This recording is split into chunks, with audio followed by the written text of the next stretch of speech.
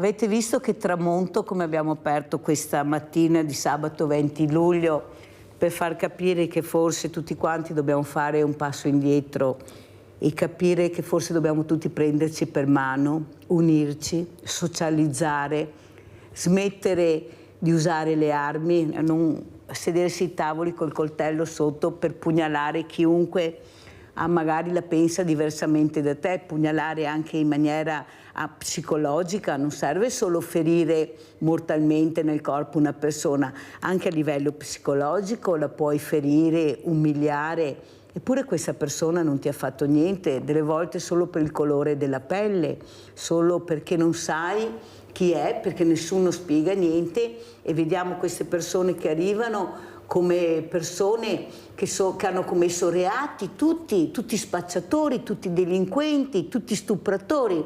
Non è questo il messaggio, Mirella ve lo dice sempre. Io ho un banco solidale da 14 anni, perciò penso di avere anche voce in capitolo per parlare. Certo che devi mettere delle regole, ma le regole non devono essere frustare le persone come abbiamo visto quel camionista, avete visto? E quella telefonata che è arrivata, beh, tutto sommato una frustatina, ma vi rendete conto ancora come ragioniamo? Allora vi presento subito graditi ospiti, abbiamo in presenza l'onorevole Enrico Cappelletti, deputato Movimento 5 Stelle, grazie veramente onorevole di essere qui con noi. Buongiorno a tutti, grazie per l'invito. Vediamo se è collegato anche Flavio Tosi, coordinatore Veneto di Forza Italia, grazie Tosi, veramente grazie. Pensi che io e lei ci siamo conosciuti al Banco Solidale a Verona tanti anni fa. C'era il vescovo, c'era anche sua moglie che mi conosceva e mi ha presentato e io continuo ad andare su quel banco alimentare perché la povertà sta aumentando in maniera incredibile. Allora io partirei proprio da Flavio Tosi, perché? Perché vorrei capire cosa è successo in Europa. Questa Europa che quando dai soldi va tutto bene, basta vedere i fondi del PNRR, e poi invece la Premier Meloni con la Lega ha votato contro la nomina della von der Leyen. Io vorrei capire anche dove si andrà a parare Tosi. Lei è coordinatore di Forza Italia, invece che ha votato a favore della von der Leyen, e veramente abbiamo sentito e visto Tajani un po' con le mani nei capelli perché il percorso non sarà così semplice come qualcuno pensa. E poi sentiremo anche l'onorevole Cappelletti che invece ha votato contro, perché è giusto capire i contrari e i favorevoli, poi a casa fanno le riflessioni, ma almeno c'è un po' di trasparenza. Prego Tosi. Allora, intanto bisogna capire che in Europa il concetto, lo schema centrodestra, centrosinistra italiano è diverso. Là le maggioranze sono diverse, sono diversi partiti, sono diversi raggruppamenti. La maggioranza che sostiene Ursula von der Leyen, la maggioranza vuol dire poi chi avrà peso nelle commissioni, quindi dove passano tutti i dossier, il tema le case green, i motori endotermici, tutte le battaglie di cui si è parlato per mesi e per anni, passano dalle commissioni. E nelle commissioni ovviamente ci sono i ruoli chiave, e i ruoli chiave li ha la maggioranza che sostiene la von der Leyen. La maggioranza che sostiene la von der Leyen è composta dal primo partito, che è largamente il primo partito che esprime la von der Leyen e che esprimerà la gran parte delle commissioni, è il Partito Popolare Europeo. È una sorta di democrazia cristiana europea della quale fa parte Forza Italia. Poi ci sono i socialisti europei e poi ci sono i liberali. Queste sono le tre forze che faranno parte della maggioranza di governo e quindi che avranno i ruoli decisionali. Dopo ha avuto il sostegno esterno dei Verdi, quindi i Verdi non faranno parte della maggioranza ma ha avuto il sostegno esterno dei Verdi, e gli altri hanno votato contro. Per questo dico gli schemi sono diversi, perché appunto uno pensa la Salis, che fa parte dei Verdi, perché in Europa fa parte di quelli, ha votato a favore della von der Leyen, però per esempio la sinistra europea, che si chiama Left, che vuol dire sinistra, la sinistra europea ha votato contro la von der Leyen. Quindi per questo dico bisogna capire come sono le famiglie europee e gli schemi che sono molto diversi dai nostri.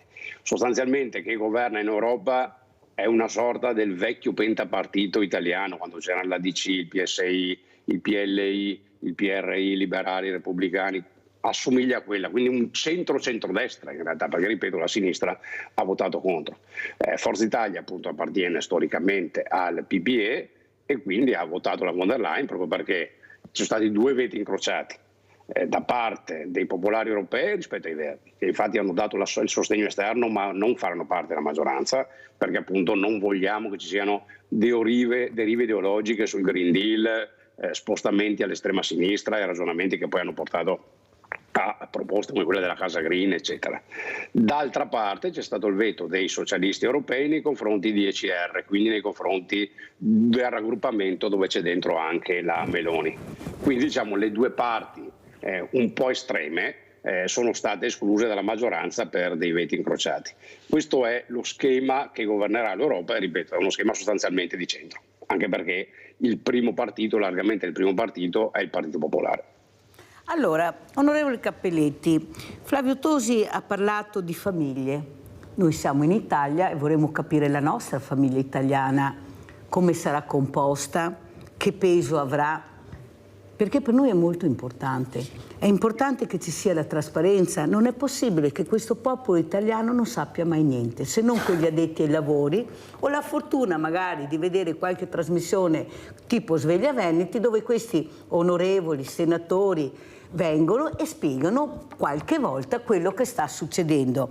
Perché c'è così poca trasparenza nella comunicazione fondamentale, che è quella che dovrebbe essere obbligatoria per un senatore, un onorevole, visto che è stato votato, che è stato deputato a fare questo, è stato delegato? Però io faccio fatica perché è come se il confronto con il popolo, con l'elettore sia molto faticoso, difficile, oppure non gliene frega proprio niente, tanto sono stato votato e chi se ne frega dopo, perché questo è il messaggio che è passato, tanto è vero che l'astensione ha raggiunto un numero veramente elevato che qualcuno dovrebbe riflettere. Prego Cappelletti e rispondiamo anche a Flavio Tosi. Magari ci fossero le condizioni per la politica di avere una comunicazione efficace e corretta nei confronti dei cittadini, magari. In Italia questo non è possibile, l'Italia è al 60° posto, giù di lì tra i paesi per libertà di stampa, perché una grande maggioranza di editori che stanno dietro le testate giornalistiche, eccetera, ci sono dei giornali in Italia che parlano di tutto, quindi sembra che siano giornali che si occupano chiaramente di tutte le materie in maniera arbitraria, in realtà sono giornali di partito. Ne cito 3. Il Tempo, il giornale e Libero, che fanno riferimento ad un parlamentare che siede all'interno del partito della Lega e siede all'interno del partito della Lega per si siede lì, in realtà non ci va mai in Parlamento perché ha il 99% di assenze, ma si siede lì solo ed esclusivamente per tutelare i propri interessi di grandi imprenditori legati alle cliniche private, alla sanità privata. Ora, se un grande imprenditore, e faccio un esempio non a caso ma non è l'unico, che opera nel settore della clinica privata ha degli interessi enormi legati al fatto che determinate risorse pubbliche vadano a sostegno della sanità privata piuttosto che quella pubblica. È proprietario di 3 giornali nazionali e adesso sta cercando di comprare addirittura la seconda più importante agenzia di informazione che abbiamo nel nostro paese, che è AGI, che l'acquisterebbe tra l'altro da un suo collega di partito che è il ministro Giorgetti, che di fatto nel suo ruolo di ministro ha la possibilità di intervenire in questa compravendita. E di fatto ci troviamo veramente con le mani legate, perché ci sono determinate informazioni che hanno un eco straordinario, incredibile, e altre invece che vengono di fatto non portate all'attenzione dei cittadini. Vi faccio un esempio per tutti. Vi ricordate fino al 2022 il problema dell'immigrazione in Italia com'era sui giornali e sulle televisioni?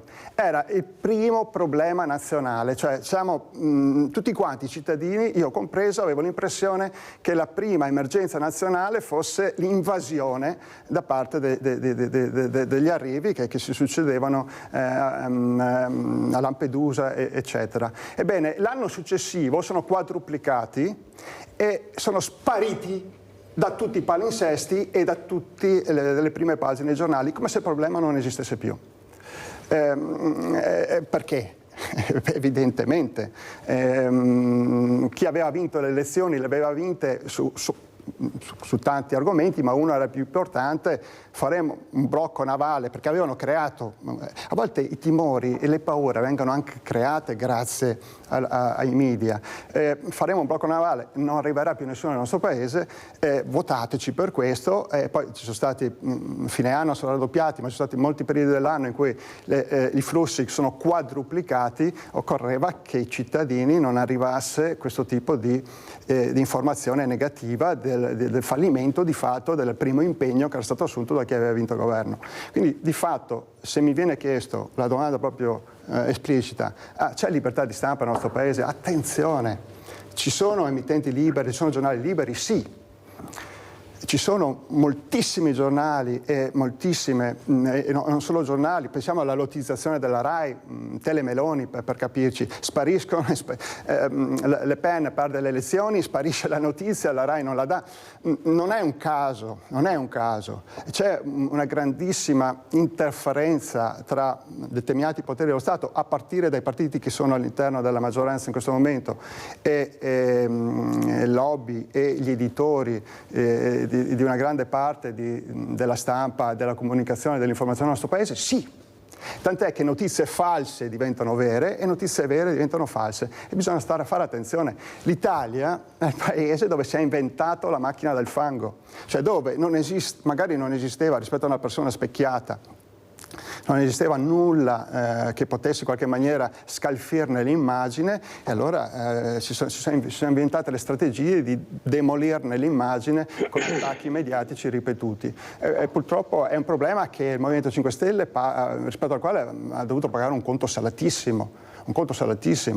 Dalla balla, mi permetta, dei banchi a rotelle, se avremo occasione un minuto per parlarne, che è diventata uno scandalo nazionale, quando in realtà non è così, al super bonus, rispetto al quale si parla solo ed esclusivamente dei costi e non si parla mai dei 140 miliardi di gettito fiscale in più che il governo e lo Stato nazionale ha incamerato nei primi 2 anni del super bonus, in più rispetto all'anno precedente, e tutte le conseguenze positive che ci sono, una fra tutte 4 miliardi, questo è un dato Enea, di risparmio annuale sulla bolletta energetica, cioè su quanto paga l'Italia rispetto agli altri paesi per importare idrocarburi, e questo si ripeterà per i prossimi decenni. Eppure, onorevole Cappelletti, è anche vero che noi stiamo alle leggi che vengono fatte in Parlamento. E in Parlamento dovrebbe esserci anche una tutela sulla privacy, sulla trasparenza, che non c'è. Perché noi vediamo che mettono la privacy dove non serve e dove serve non c'è. Noi abbiamo diritto di sapere. Io delle volte, siccome abbiamo anche diversamente giovani, molti che guardano questa trasmissione, anche loro hanno diritto di capire. E quando uno parla troppo tecnicamente o in maniera anche complicata, io gli dico: mi scusi, può ripetere le cose in maniera più semplice? Perché a casa, guardi che non ha capito niente. La persona che la sta ascoltando non ha capito. Noi dobbiamo capire. Voi dovete essere più trasparenti nella comunicazione. Come? Sta a voi decidere come farlo. Sta a voi decidere in Parlamento cosa appoggiare e cosa non appoggiare. Ma se andiamo avanti così, sono riusciti a mettere i poveri contro i poveri. La povertà aumenta in maniera dismisurata, e con chi se la prendono? Tra di loro, poveretti. Messaggio della paura: ho paura a uscire alle 17 di sera perché trovo il diverso, trovo lo strupatore, trovo il spacciatore, e poi il ladro che ti viene in casa alle 15. Capisci che dovete anche voi cambiare il registro, perché è facile a parole dire si dovrebbe fare così, ma siete stati votati per quello. Io ho letto anche adesso cosa verrà fatto in agosto, balneari, tutte cose che io, che vivo con quei diversamente giovani, con i fragili, con gli anziani, non sono temi che ci riguardano direttamente. Noi abbiamo bisogno di stipendi più alti, di pensioni adeguate, di trovare dei lavori dignitosi pagati, di dare servizi alla persona. Siamo un popolo che sta invecchiando. Tosi, cosa mi dice? E come commenta le parole di Cappelletti? Abbiamo Rinaldo, ma aspetta Rinaldo, perché è importante, ecco, sentire, ecco, finalmente queste persone che decideranno il nostro futuro, almeno si spera. Prego. Beh, ognuno poi evidentemente ha competenze diverse, perché io sono stato parlamentare al Parlamento nazionale per 1 anno e mezzo, adesso sono al Parlamento europeo, quindi ovviamente mi occupo di quello, mentre il governo nazionale si occupa di quelle che sono le competenze rispetto all'Italia. Ciò premesso, sostenere che in Italia non c'è libertà di stampa, che l'informazione dice solo quello che qualcuno dice di dire, visto che i 5 Stelle hanno lungamente governato anche nella precedente legislatura con il loro premier Conte, dove c'era lo stesso meccanismo di governo della RAI, perché il meccanismo di governo della RAI non è che sia cambiato, è esattamente lo stesso e c'era anche prima di quel governo. La RAI ha un meccanismo di nomina che è stabilito con legge dello Stato, e la RAI che verrà nominata, il CDA nuovo della RAI che verrà nominato con questo governo, rispecchia a livello di meccanismi le stesse procedure di quelle che aveva seguito il governo Conte quando era toccato a lui. Quindi non è che ci sia il bavaglio, la informazione pubblica funziona così. Poi c'è l'informazione privata è numerosissima, anche questa emittente è libera e risponde comunque a leggi e normative che appunto regolano la vita dell'informazione, della pubblica informazione. Dove non c'è limite, non c'è controllo, perché lì è anche difficile, ahimè, intervenire, è tutto quello che arriva sui social, perché invece sui social, che sia TikTok, che sia Facebook, che sia qualsiasi cosa, uno può scrivere, dire, annunciare qualsiasi cosa, spesso viene rilanciata più e più volte, migliaia di volte, addirittura milioni di volte, talvolta sono delle bufale immense, però lì il controllo non è possibile, magari ci fosse, perché invece insomma quello che esce nei giornali, nelle televisioni è ovviamente controllato e deve rispondere di quello che è il contenuto. Quello che va sui social è sostanzialmente fuori controllo. Però vede Tosi, lei ha detto una cosa importante, io mi occupo del Parlamento europeo, adesso sono stato eletto e sono al Parlamento europeo, però sono stato anche al Parlamento italiano, ho fatto parte anche... Perciò lei è competente in materia, sa cosa vuol dire Parlamento italiano e Parlamento europeo. Il problema è che le segreterie del partito, da troppi anni, qua non è che lo dica a voi, ci siamo trovati con delle persone incompetenti a livello europeo, squadre che non riuscivamo a capire come mai ricoprivano ruoli così importanti. Io ho avuto un professore di diritto internazionale, l'ho detto più volte in questa trasmissione, Tosi, quale mi diceva: ma mi scusi Mirella, ma come faccio a parlare di diritto internazionale con Iva Zanicchi? Con tutto il rispetto che ho per Iva Zanicchi, ha detto, noi abbiamo bisogno di competenza, il mondo va avanti, il mondo ha bisogno di persone preparate. Lei va in Europa ma ha un bagaglio, è stato parlamentare, è fatto parte di una classe dirigente politica importante, capisce che noi abbiamo bisogno di persone che sappiano quello che dicono, perché poi anche se siamo stupidi a casa non riusciamo a capire, però il contenuto, la sensazione che abbiamo è quella di dire: ma questo di cosa sta parlando?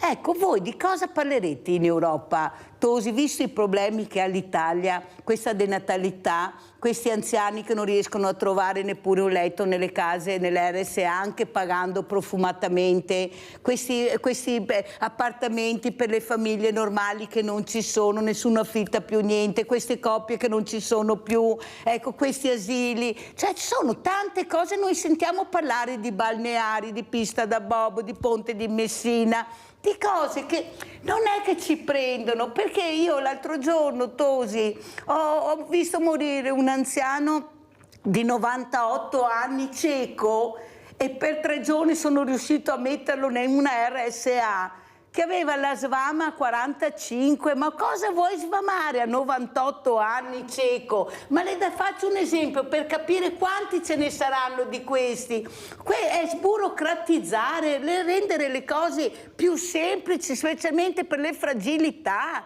Non è possibile continuare a tacere su temi così importanti. Prego Tosi. Allora anche qui ribadiamo le sfere di competenza, il tema che ha citato, che è un problema perché in effetti nelle case di riposo, nelle RSA non ci sono abbastanza posti rispetto alla richiesta e addirittura ci sono posti liberi perché hanno alzato l'asticella per l'inserimento degli anziani, a proposito appunto il tema della SMAMA, e quindi ci sono addirittura case di riposo che hanno posti liberi perché non li possono assegnare, perché le UR non li fanno assegnare. Però ripeto, questa è una competenza esclusivamente, totalmente regionale. Quindi casomai questa domanda va rimandata al Presidente Zaia o all'assessore Lanzarin, perché sono loro competenti su questa tematica. Per quanto riguarda il resto invece sì, compete anche l'Europa, perché il tema della casa, il tema degli stipendi, quello della produzione, passa anche dalle politiche europee. La von der Leyen, che appunto ha dovuto cambiare impostazione proprio perché i Verdi sono stati esclusi dalla maggioranza e quindi c'è una maggioranza più di centro-centrodestra rispetto a quello che era la precedente legislatura europea, ha dovuto appunto inserire dei nuovi termini. L'altra volta si parlava di Green Deal, questa volta si parla di Industrial Deal e quindi appunto si parla di produzione industriale sostanzialmente, quindi vuol dire che ci sarà comunque e si porterà avanti comunque la politica di transizione energetica, transizione ecologica, però lo si farà con attenzione alle attività produttive, quindi con un buon senso di chi capisce che è giusto perseguire quelle linee, ma non puoi mettere fuori mercato la tua economia. E quindi su questo ci saranno appunto delle novità diverse e quindi un atteggiamento diverso da parte dell'Europa. Per quanto riguarda l'accesso alla casa e case popolari, quindi case per tutti, per capirci, quello è uno dei temi che è stato inserito specificamente nel programma della von der Leyen. Quindi vuol dire che l'Unione Europea potrà finanziare quel tipo di prospettive, poi dovranno essere i governi nazionali a calarle nel concreto, perché l'Unione Europea dà fondi, ridistribuisce fondi, perché in realtà sono fondi dei vari paesi che afferiscono all'Unione. Dicevo, l'Unione Europea distribuisce i fondi, poi devono essere i governi ad applicarli, però una delle linee guida dei prossimi 5 anni sarà proprio quello, anche il tema delle case cosiddette popolari, perché appunto ci si rende conto che oggi c'è una difficoltà enorme sia di accesso alla casa popolare, ma anche chi vuole accedere alle case sul libero mercato oggi trova delle difficoltà enormi, perché col fenomeno anche delle locazioni turistiche ci sta, è esploso il turismo e questa è una cosa buonissima e ottima per il nostro paese, però è chiaro che l'offerta abitativa è diventata assolutamente esigua mentre la domanda c'è.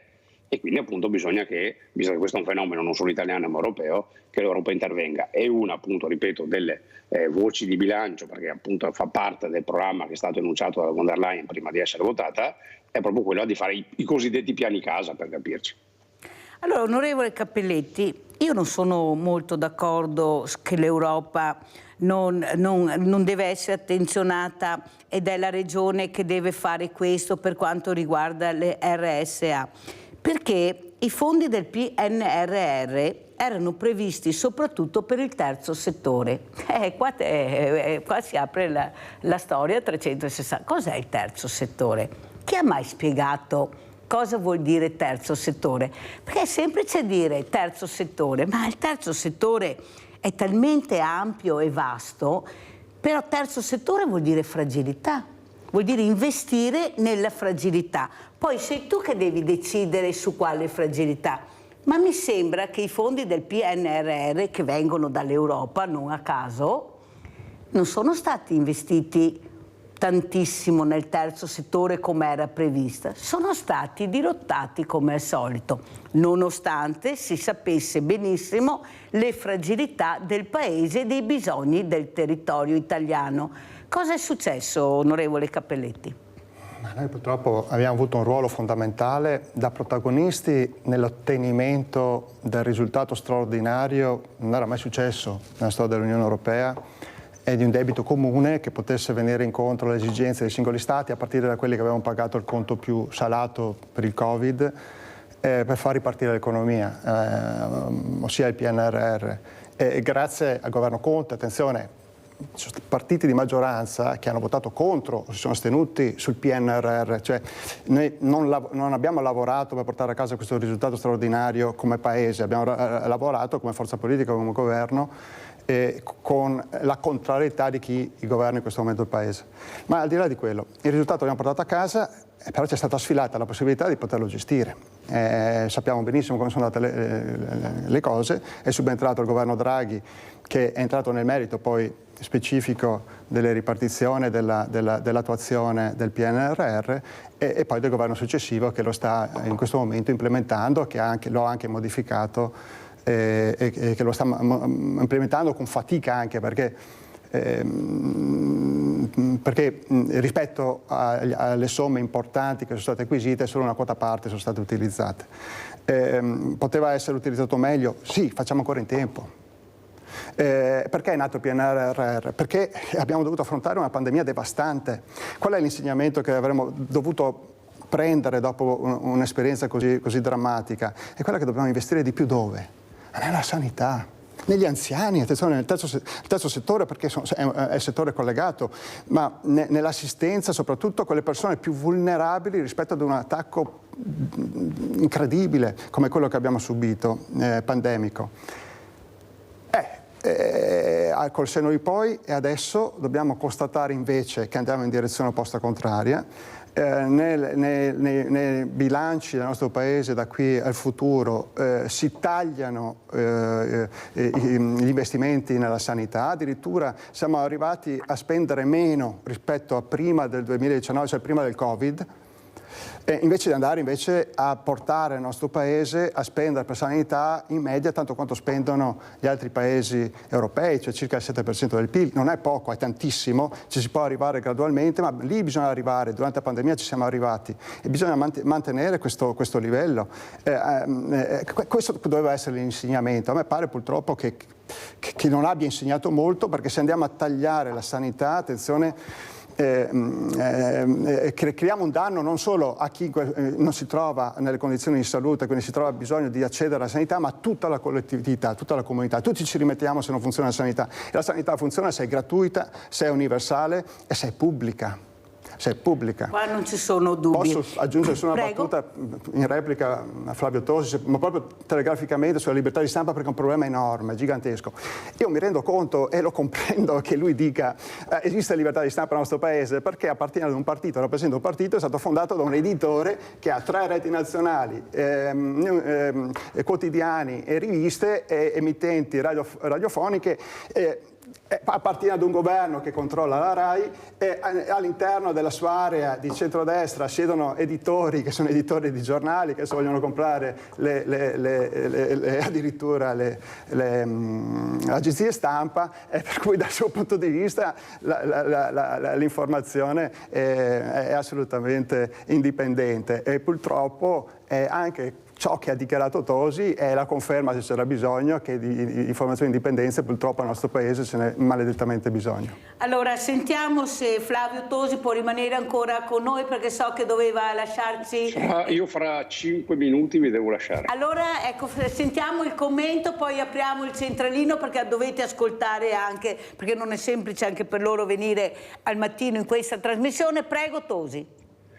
Ma allora la replica è semplice, è vero che ci sono dei giornali notoriamente più vicini al centrodestra, come ci sono alcuni più vicini al centrosinistra, perché la Repubblica è notoriamente vicina al centrosinistra, la Stampa abbastanza, il Corriere equilibrato ma comunque non distante dal centrosinistra, il Fatto Quotidiano lo danno da sempre vicino ai 5 Stelle, il Giornale lo danno vicino a Forza Italia, anche se adesso ha cambiato proprietà, ma sempre nell'ambito del centrodestra, poiché le proprietà dei giornali e dei mezzi di informazione, i proprietari possono avere un'idea politica, e però questo non vuol dire che ci siano descritte notizie false. Io leggo Repubblica, leggo Corriere, leggo Giornale, leggo La Stampa e leggo quello che c'è scritto. Non è che sul Corriere ci sia scritta una notizia diversa, una verità diversa da quella che pubblica Repubblica anziché La Stampa.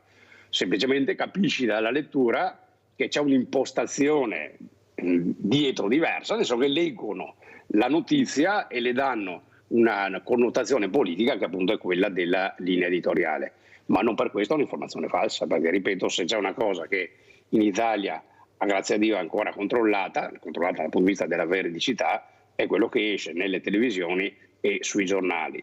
Torno a ripetere, e poi vi chiudo e vi saluto, che la cosa che è assolutamente fuori controllo è tutto quello che invece viaggia sui social, perché lì oggettivamente è impossibile controllare, e va bene che sui social tante volte sono notizie, soprattutto da fuori dall'Italia, che magari risaltano meno, invece sui social vengono messe più in risalto. Purtroppo però di converso sui social ci sono anche delle bufale immense che vengono date per buone e alle quali le persone in buona fede credono. D'altra parte, se non abbiamo la fortuna di avere in presenza queste persone, dobbiamo affidarci anche ai social e poi purtroppo qualcuno dirotta, perché la fragilità nel leggere, capire cosa leggere, dove leggi e come leggi non è così semplice, e perciò poi la notizia arriva in base a quello che si è voluto leggere, capire e andare a vedere. Perciò ringrazio Flavio Tosi, coordinatore veneto di Forza Italia, essere stato con noi. Buon lavoro, grazie. Sentiamo Rinaldo. Rinaldo, sei in linea? Ci sono. Scusami se ti ho fatto aspettare, ma penso era utile che ascoltate quando ci sono queste persone, prego. Saluto Tosi, che l'ho conosciuto anch'io a Verona, a Vinitali. Prego Rinaldo. Ciao Mirella e ciao ai tuoi ospiti. Mia idea politica non voglio neanche parlare. Voglio parlarti ancora del Redentore. E Venezia, voglio parlare di Venezia, una città importantissima per tutto il mondo.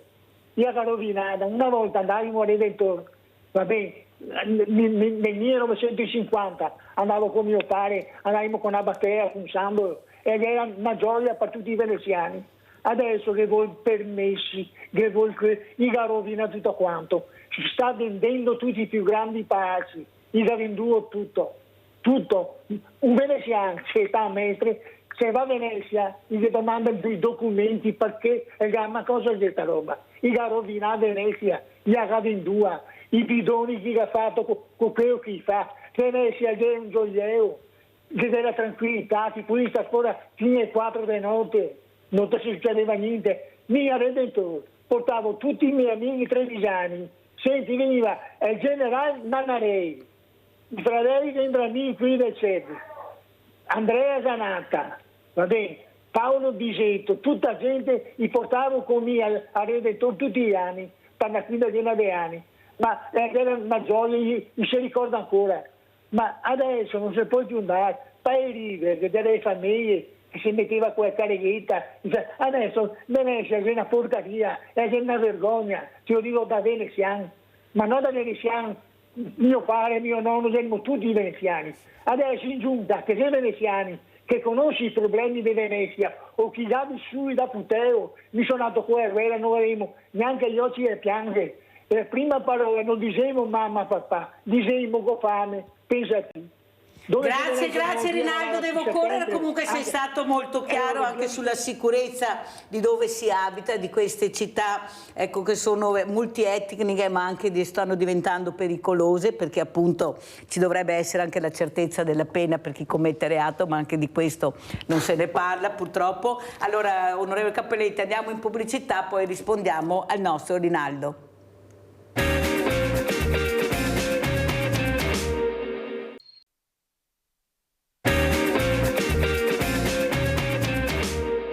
Sono le ultime ore, quelle dei preparativi in vista del grande appuntamento domani sera e domenica con la festa del Redentore a Venezia.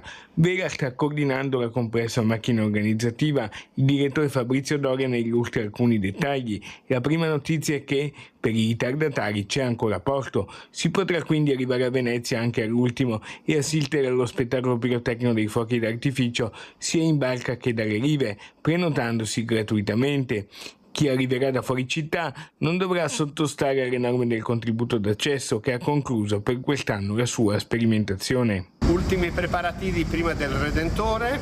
Oggi sono ancora aperte le prenotazioni per i 42.000 posti lungo le rive, ci sono ancora posti disponibili in tutta l'area marciana, ad oggi le prenotazioni sono oltre 32.000 e ci sono ancora posti per le prenotazioni delle barche, circa 3.300 le barche registrate e la nostra attesa è di circa 4.000 barche. Lo spettacolo pirotecnico non subirà cambiamenti e sarà in assoluta sicurezza. Quanto successo a Malamocco domenica non crea per domani alcun problema, anche perché il contesto è completamente diverso e domenica sera ci sarà il pontificale presieduto dal Patriarca di Venezia, Monsignor Francesco Moraglia, alle ore 19 dalla Basilica del Santissimo Redentore alla Giudecca, che Antenna 3 trasmetterà in diretta. Continuano anche i preparativi delle luminarie lungo le ride della Giudecca e le ride delle Zattere. I pontoni sono già in posizione per l'atteso spettacolo delle 23:30 dal bacino di San Marco. Abbiamo visto questa bellissima festa che sarà il Redentore, visto che il nostro Rinaldo da Venezia l'aveva citata, per far capire anche l'importanza del popolo italiano, delle tradizioni, queste tradizioni che possono essere queste feste importanti, ma anche le sagre paesane, questi sindaci che si fanno non in 4, in 1000 per dare risposte, per socializzare, cercare di dare aiuti alle persone, sono sempre con la coperta corta. E il sindaco, che è il primo punto di riferimento, non ha la possibilità di aiutare tutte le persone che si rivolgono. È vero che non le potrebbe aiutare tutte, ma iniziare a capire l'importanza della funzione amministrativa del sindaco in un paese dove siamo vastissimi, tantissimi, è l'unico punto di riferimento rimasto, onorevole Cappelletti. Noi non andiamo in provincia, non sappiamo neppure che fine stanno facendo le province, non se ne parla più, eppure si pagano dirigenti e superdirigenti con stipendi veramente non da poco. Non arriviamo in regione perché non ci arriviamo, men che meno a Roma. Allora, onorevole, bisogna pur capire che queste persone hanno bisogno di punti di riferimento locali, che sono i loro sindaci. Prego.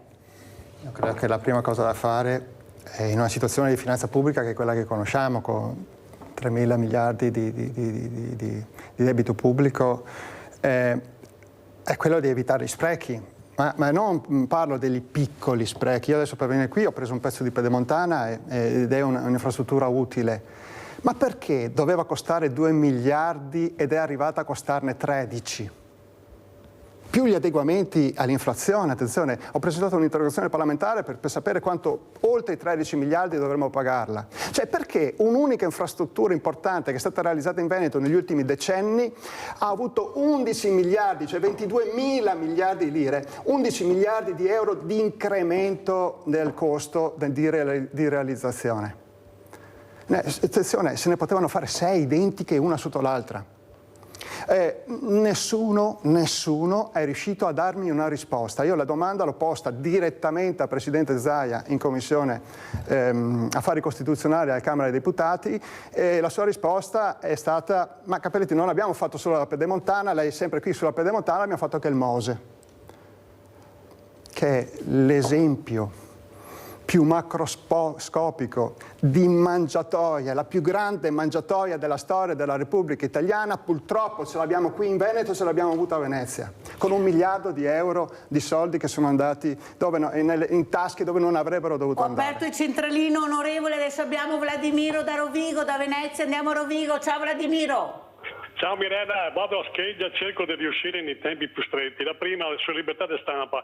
Allora, stamattina usciva nei giornali la notizia che la NATO ha nominato un responsabile che dovrà gestire gli interessi della NATO in Mediterraneo e in Africa del Nord. Solo che ha nominato uno spagnolo e non un italiano, no? Subito stamattina la Repubblica, la Stampa e anche il Domani ha titolato: primo schiaffo dell'Europa alla Meloni che non ha votato a favore della von der Leyen. So che è un problema, che la NATO ha nominato responsabile 2 giorni prima del voto che ci sta in Europa a favore della von der Leyen. Cioè mi chiedo, ma come è possibile presentare un fatto avvenuto, per esempio, il giorno 16 luglio, come conseguenza di un altro fatto avvenuto 2 giorni dopo, il 18 luglio. Cioè la libertà di stampa è dire tutte le notizie, tutte vere e reali, non sparare, scusami il termine, non sparare cazzate come quella stamattina. Questa è un'altra cosa. Mi sono contento, tra virgolette, di come che si andrà al voto in Europa, perché sta chiaro, cioè i partiti di sinistra hanno detto niente con la Meloni, con l'ECR, neanche per sbaglio, e la Meloni ha detto noi altri con la sinistra neanche per sbaglio. Quando che il voto è chiaro, distinto, limpido, la gente va anche meglio a capire le scelte. Ma il problema non è questo qua, perché adesso la parte più importante è quando che sarà nominare i commissari, le deleghe, via parlando. Ecco, come che ha detto il Presidente Mattarella, che ha detto che la Meloni non è solo capo dei Fratelli d'Italia e dell'ECR, ma è anche capo di un governo di un paese. Mi spero che l'Europa, quando che affiderà e nomine le deleghe ai commissari e ai vicepresidenti via parlando, ragioni che sta parlando con uno Stato, con l'Italia, non con un capo partitico, perché se venisse fuori che delle scelte non proprio coerenti, allora non faria una grande figura l'Europa, cioè se andasse a politicizzare anche la figura dello Stato non sarebbe una gran cosa. Chiudo dicendo l'ultimissima cosa che adesso collega a questo. Cioè, l'idea dell'Europa va avanti su due idee fondamentali storicamente. L'Europa federale, che è quel che portava avanti Spinelli e i padri fondatori, e l'Europa confederale, che è quella che aveva lanciato all'epoca De Gaulle e che è l'idea che ha anche la Meloni. E io ho notato, sto chiudendo, ho notato che negli ultimi tempi, anche perché gli avvenimenti supera la capacità delle persone, sia i federalisti che i confederalisti su molti argomenti ragionano sostanzialmente alla stessa maniera, cioè vuole arrivare agli stessi scopi. Quindi mi dico, a questo punto qua la differenza vera non è tra chi che vuole raggiungere alcuni scopi finali in una maniera o in un'altra, ma è chi che non vuole raggiungere. Basta Vladimiro, se no non riesco a farti rispondere perché sei stato lungo, ma va bene perché prima ho lasciato parlare gli ospiti graditi. Allora sentiamo come risponde l'onorevole Cappelletti a Vladimiro da Rovigo. Ma io sulla libertà di stampa darei, se posso permettere di dare un consiglio, è molto semplice ed è diciamo una cosa asettica, tra virgolette, non politicamente orientata, ma quando acquistiamo un giornale dobbiamo conoscere chi è l'editore, tutto qui.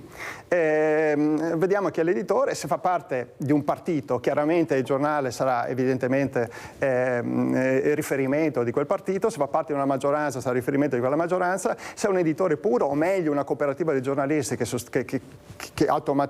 finanziano il giornale stesso, avrò una possibilità di leggere delle notizie che sono più obiettive rispetto a quelle che provengono invece da chi in qualche maniera vuole veicolare delle notizie apparentemente indipendenti, ma in realtà la finalità del controllo di quel giornale è proprio quella di poter decidere quali notizie arrivano al grande pubblico e quale no.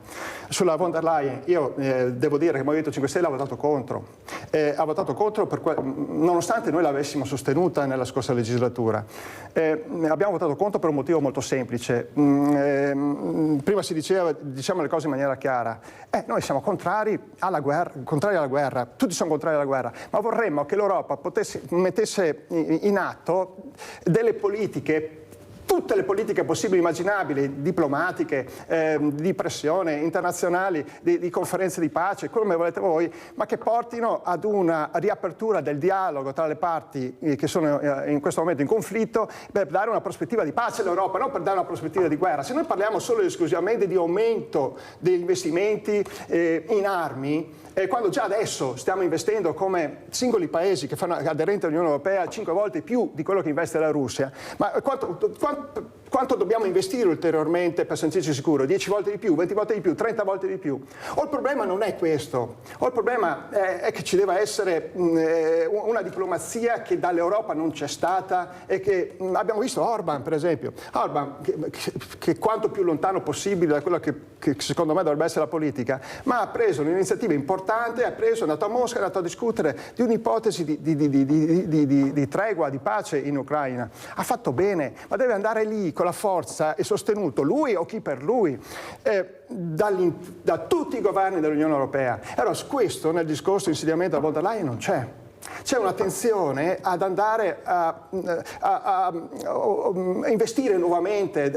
L'unica industria che sta crescendo in questo momento l'Italia per 16 mesi consecutivi, e anche questa è una notizia che sparisce dai giornali, 16 mesi consecutivi ha avuto un calo della produzione industriale. Questa è la situazione oggi dell'Italia. Fossi io ministro dell'attività produttiva avrei già dato le dimissioni, perché se dopo 16 mesi che sono seduto in quella poltrona ho ottenuto 16 fallimenti dalle dimissioni. Ma vi dico questo perché non cala tutta l'attività produttiva, c'è un settore che invece ha decollato, che è il settore delle armi.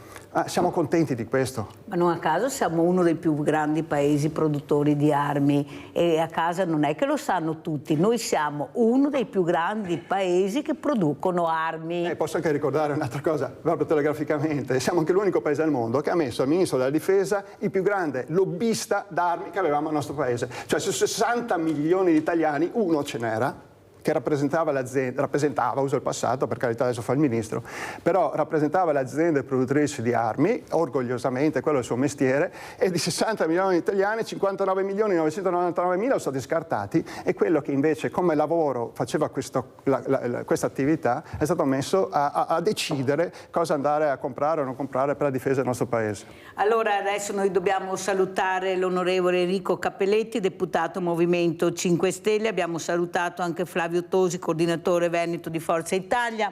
Allora, onorevole, come ci saluta e che messaggio vuole lasciare questa mattina? Io dicevo, ci sono due notizie positive, se mi permette di dirla, perché succede proprio tutti i giorni, e volevo lasciarvi con questa notizia positiva.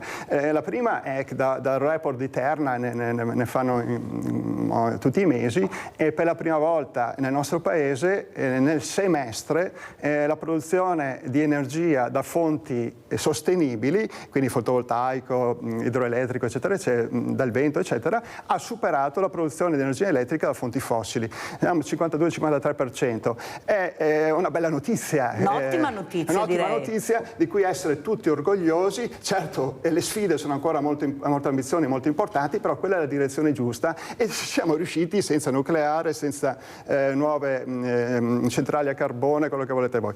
Anzi, siamo riusciti anche grazie all'idroelettrico in particolar modo, ma comunque se in questo momento l'Italia negli ultimi 6 mesi per più della metà per il consumo di energia elettrica è andata con fonti sostenibili, questa è una bella notizia che dobbiamo conoscere, ma che ci dà anche un'indicazione dove dobbiamo andare. E la seconda bella notizia arriva dalla Camera dei Deputati, che questo non ce ne sono spesso, ma la Camera dei Deputati ha rigettato la possibilità di confermare il vitalizio a 2 pregiudicati, perché questo sono parlamentari però che avevano commesso dei reati penali molto rilevanti, quindi ha confermato la decisione di non dare vitalizio a chi ha commesso dei reati importanti negli anni, decisione che era già stata assunta negli anni passati, e questa è una buona notizia che fa ben sperare. Purtroppo al Senato la decisione era stata opposta, ma insomma intanto comunque c'è stata questa notizia, c'è questa novità che arriva dal Senato, che non era affatto scontata e che in qualche maniera è anche la conseguenza delle nostre pressioni da questo punto di vista. Allora possiamo lasciarci dicendo siamo sulla buona strada?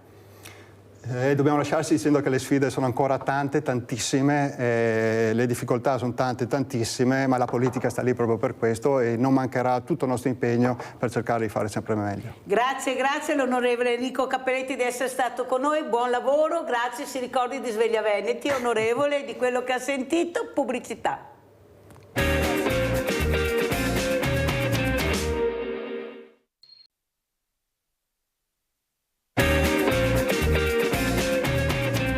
Altri 2 ospiti graditissimi, abbiamo in presenza Lorenza Secoli, buongiorno, avvocato di Treviso, grazie, grazie Lorenza di essere qui. Lorenza Secoli oltretutto è anche un'amica cara della Mirella, però oggi ha portato un protocollo importantissimo che leggeremo, specialmente per noi donne, ma devono ascoltarlo gli uomini, questo è l'importante. E saluto anche da Parma Giacomo Mambriani, socio Associazione Nazionale Maschile Plurale. Grazie Mambriani di essere qui con noi.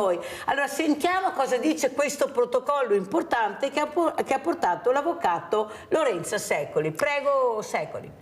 Il protocollo credo sia veramente importante, è fresco firmato giugno di quest'anno, quindi ha poche settimane di vita, e coinvolge una rete di enti e di istituti veramente importante. Quindi il capofila di questo protocollo è il Comune di Treviso, sono coinvolti enti locali, quindi significa i comuni, i sindaci, gli assistenti sociali, la Procura di Treviso, l'Ordine degli Avvocati di Treviso, l'Ordine dei Medici e dei dentisti addirittura di Treviso, l'Ordine dei Farmacisti, tutte le associazioni che si occupano di accoglimento delle donne in caso di violenza, ne ho dimenticati qualcuno, ma sicuramente dopo verranno nominati, il Centro Maschile Antiviolenza anche, e tutti con lo scopo di prevenire e di frenare la violenza sulle donne. Sono enti che verranno preparati, che avranno una corsia preferenziale per quanto riguarda le donne vittime di violenza naturalmente, e che creano proprio un percorso fin dalla prima denuncia, a partire dalla prima denuncia e fino ad arrivare ad un progetto conclusivo per le donne. Naturalmente tanti sono i tipi di violenza, ci sono situazioni molto gravi che vengono affrontate in un determinato modo, situazioni meno gravi che vengono affrontate in un altro, ma dopo ne parleremo. Allora, prima di passare e di conoscere il nostro secondo ospite, che è Giacomo Mambriani, sentiamo Nadia da Treviso, se no mi cade la linea. Vai Nadia! Ciao Mirella e buongiorno ai tuoi ospiti.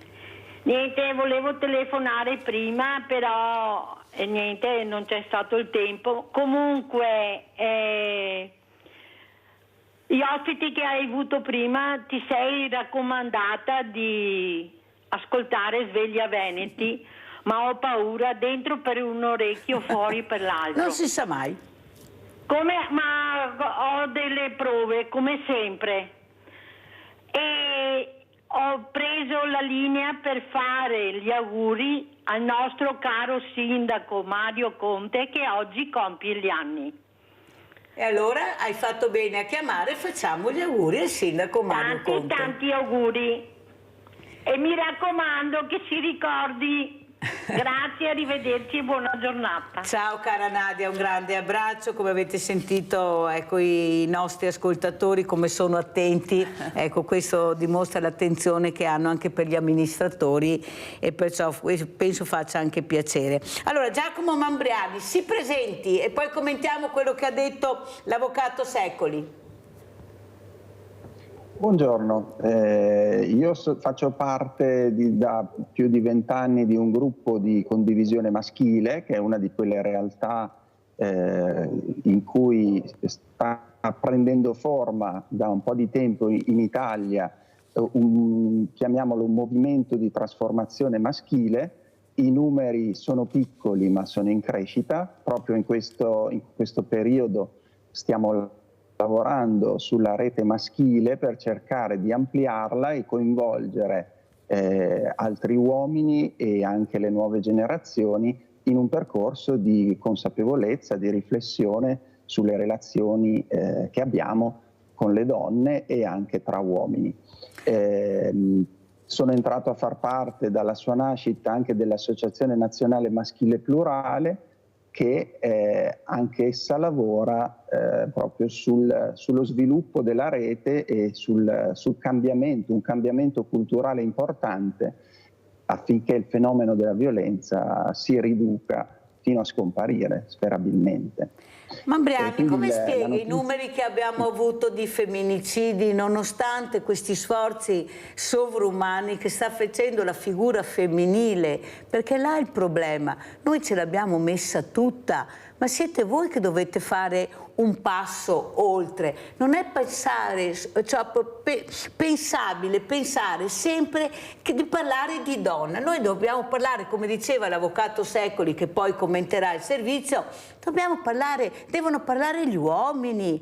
È l'uomo che deve cambiare culturalmente. Ma se questi sono i dati, dopo tutto quello che abbiamo detto, abbiamo cercato di far capire, ma se questo cambiamento l'uomo non lo vuole fare, e non è obbligato a farlo o poco, ed è ancora la donna che deve lasciare la casa con i propri figli dopo aver subito violenza. Ma le sembra normale, Mambriani, sconvolgere la vita di questa creatura che ne ha già passato tante, i figli addirittura con dei traumi incredibili, e lasciamo l'uomo tranquillamente a casa, e se vuole può fare anche questo cambiamento maschile. Avvocato Secoli. Allora, la domanda è per me. Sì, sono tutte considerazioni condivisibili. C'è da considerare anche però che l'allontanamento della donna a volte può essere necessitato per la sua sicurezza, quindi esistono delle strutture protette, addirittura nascoste o anonime, dove l'uomo violento non può arrivare anche perché non ne viene a conoscenza, quindi sono dei luoghi che vengono conosciuti da pochissimi operatori, e questo per la sicurezza della donna e dei bambini. Nelle situazioni più gravi, nelle situazioni meno gravi, è vero che la tutela della donna porta ad allontanare lei dalla casa familiare e lasciare l'uomo nella sua abitazione libero di vagare, e questo sì, lascia un po' perplessi, così come lascia perplessi che ci siano i corsi per le donne di autodifesa, per esempio, mentre non ci siano dei corsi di gentilezza per i ragazzi o per gli uomini o per anche i bambini. Per esempio, il protocollo di cui parlavo prima prevede anche una sensibilizzazione nelle scuole sul tema della violenza, però non distingue tra i maschi e le femmine, ovvero il corso antiviolenza viene fatto da tutta la classe. Io provocatoriamente dico, sarebbe interessante invece cominciare a dire no, i bambini maschi fanno un corso di antiviolenza e le donne magari si dedicano a fare altre attività, perché il problema è un problema maschile, come dicevi tu. Mambriani come commenta? Io sono d'accordo sul fatto, per esempio, che fa impressione che sia ad essere allontanata sia la donna, però come diceva la signora, effettivamente ci possono essere in certi momenti ragioni di sicurezza per cui è meglio che l'uomo non sappia dov'è la donna, perché sennò continua a perseguitarla. Chiaramente poi in prospettiva sarebbe bello che la donna potesse rientrare in quella casa e viverci serenamente. Per fare questo ci vuole un intervento a 360 gradi che agisca sulle leggi e diciamo che costruisca le reti degli addetti ai lavori, come è successo di recente a Treviso, e questa è una bella notizia, e allo stesso tempo deve continuare il lavoro. È partita la connessione? E le pratiche. No, la sentiamo adesso, Mambriani. Ok. Non bisogna dimenticare questo lavoro per un cambiamento culturale che riguardi la vita di tutti e sicuramente degli uomini, perché gli autori di violenza sono quasi sempre uomini, come dicono tutte le statistiche. Allora io vorrei dare un piccolo segnale di speranza, piccolo ma comunque concreto, cioè che in Italia, così anche come in altre parti del mondo, sta crescendo il numero di uomini che capisce di aver bisogno di un grande cambiamento a livello personale, oltre che collettivo, perché l'unico vero motore di una trasformazione personale è quando si capisce che le proprie pratiche, i propri comportamenti, le proprie abitudini relazionali producono malessere e infelicità e disagio, prima di tutto a se stessi, ancora prima che alle proprie partner o alla propria famiglia. Quindi questo passaggio, che è il più difficile per ogni persona, per ogni uomo, sta però avvenendo in misura gradualmente crescente, perché sono tanti gli uomini, anche giovani, che si rendono conto di aver voglia di vivere la propria mascolinità, la propria paternità, oppure il proprio modo di lavorare, di interpretare le relazioni di amicizia, di lavoro, appunto in ogni ambito della propria vita, aver voglia di vivere le relazioni in un modo diverso rispetto al passato, con una maggiore apertura, con una maggiore sincerità, senza dover aderire a dei modelli del passato, appunto patriarcali, in cui l'uomo deve essere sicuro di sé, non deve chiedere mai, non deve mostrare la propria vulnerabilità, la propria fragilità. Ecco, tutti questi paradigmi si stanno lentamente, purtroppo molto lentamente, ma sta succedendo, si stanno sgretolando, e gli uomini stessi non credono più a questo tipo di modello e cominciano a capire che è stato un grandissimo limite, prima di tutto per se stessi, poi ovviamente, purtroppo, tragicamente, tante volte anche per le donne che avevano accanto. E Io anche spero per i figli. molto che le sue parole siano poi realtà, anche se io non sono così ottimista, mi dispiace dirglielo, Mambriani, forse perché abito in una città che veramente ultimamente mi domando cosa sta succedendo nella mia città, ma soprattutto ecco questo non voler capire l'importanza di una parola magica che ha detto l'avvocato Secoli, che è la gentilezza. Ecco, questa, noi delle volte subiamo anche certi sguardi molto a livello psicologico che ci segnano molto, non servono molte parole o prendere sempre delle coltellate, una coltellata, certo. Perché ormai ecco, è di moda coltellare la donna, non so, ma non con 1, 2, 30, 40, 50, anzi chi ne ha più ne metta. Ecco, questo cambiamento maschile che io faccio fatica a sentire, voler cambiare, capire l'importanza di rispettare questa figura femminile che forse è quella che si è rimboccata le più le maniche, che ha cercato anche di far cambiare, ma queste leggi che non la supportano abbastanza, questo codice rosso, avvocato Secoli. Sì, allora tornando un attimo al discorso di Mambriani, del signor Mambriani, io credo che le nuove generazioni siano su questa ottica. La nuova generazione, da quello che posso vedere, sta crescendo in complicità, donna-uomini, insomma c'è un'apertura mentale diversa.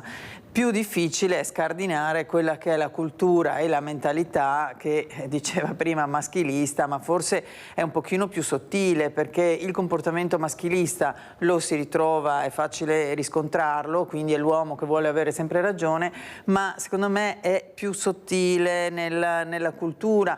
Io faccio sempre l'esempio, ultimamente abbiamo avuto una donna che è stata massacrata in un casolare con delle coltellate e non se n'è mai più parlato. Perché? Perché contemporaneamente il povero Willy è caduto, insomma, dal castello dove si trovava a fare il rito sciamanico e ha fagocitato, insomma, ha preso il sopravvento. Per cui di quella povera donna che è stata ritrovata in un casolare sgozzata non se ne sa più nulla, perché probabilmente non interessa, è una donna come tante, mentre il rito sciamanico è molto più interessante. Quindi banalmente non fa più notizia, non fa neanche più notizia avere una donna che è morta. E io mi domando, ma se fosse stato un ragazzo o un uomo morto in quelle condizioni non se ne parlerebbe ancora, non ci chiederemo ancora chi è stato. Allora probabilmente le indagini stanno andando avanti, quindi non voglio assolutamente sostituirmi alla magistratura, ma è a livello proprio mediatico che la donna non fa neanche più notizia, e questo significa che c'è una cultura di sottofondo così un po' latente. Mi parlavi del codice rosso, il codice rosso c'è, è attuale, viene attuato. Purtroppo non ha gli esiti sperati, perché se anche noi mettiamo un braccialetto elettronico in una persona che ha usato violenza nei confronti della donna ed è agli arresti domiciliari con il braccialetto elettronico, se questa persona ha l'intento di andare ad uccidere la donna e auto-uccidersi, quindi suicidarsi, come spesso succede, no? Omicidio, suicidio, non gli interessa nulla rispettare l'obbligo degli arresti domiciliari e il braccialetto. Uscirà, ucciderà la donna e poi si ucciderà. Quando non, nei casi più gravi, uccide addirittura i figli per far dispetto alla donna. Quindi la legislazione, che pure c'è ed è anche abbastanza rigida, nei confronti di queste persone che psicologicamente hanno l'obiettivo di fare del male alle donne, non ha nessuna importanza. Quindi bisogna agire proprio culturalmente e psicologicamente nella mente degli uomini. Mambriani, prego. Sì, io penso che sia un lavoro enorme, profondo, difficile, perché la cultura patriarcale è pervasiva e diciamo ci siamo in un certo senso tutti nati e cresciuti, Allora, nella mia esperienza e nell'esperienza di altri uomini che ho incontrato in questi anni, il passaggio difficile ma foriero, diciamo, di libertà e di una qualità diversa delle relazioni è riuscire a riconnettersi con se stessi in un certo senso, un percorso di riavvicinamento a se stessi, alle proprie ferite, alle proprie paure, alla propria rabbia, alla propria sofferenza, che è proprio quel nucleo esplosivo che, se ignorato per tanti anni, rischia di fare l'effetto, usando la metafora che a volte usiamo, della pentola a pressione, in cui se non si spegne il fuoco e se dopo un po' non si apre il coperchio, appunto la pressione aumenta fino a diventare qualcosa di spaventoso. Allora bisogna spegnere quel fuoco e aprire il coperchio, vedere cosa c'è dentro la pentola e usare quel materiale in favore della vita, in favore della propria vita, delle proprie relazioni, di quella gentilezza che avete nominato voi, che è una chiave fondamentale per avere delle relazioni sane e appaganti nelle nostre vite.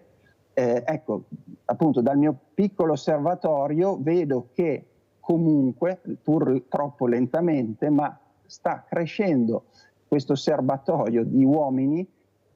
Mi conforta che sia d'accordo sul fatto che le nuove generazioni siano più complici, c'è più complicità tra uomini e donne. Questo è un segnale importante perché ci fa sperare un minimo sul futuro.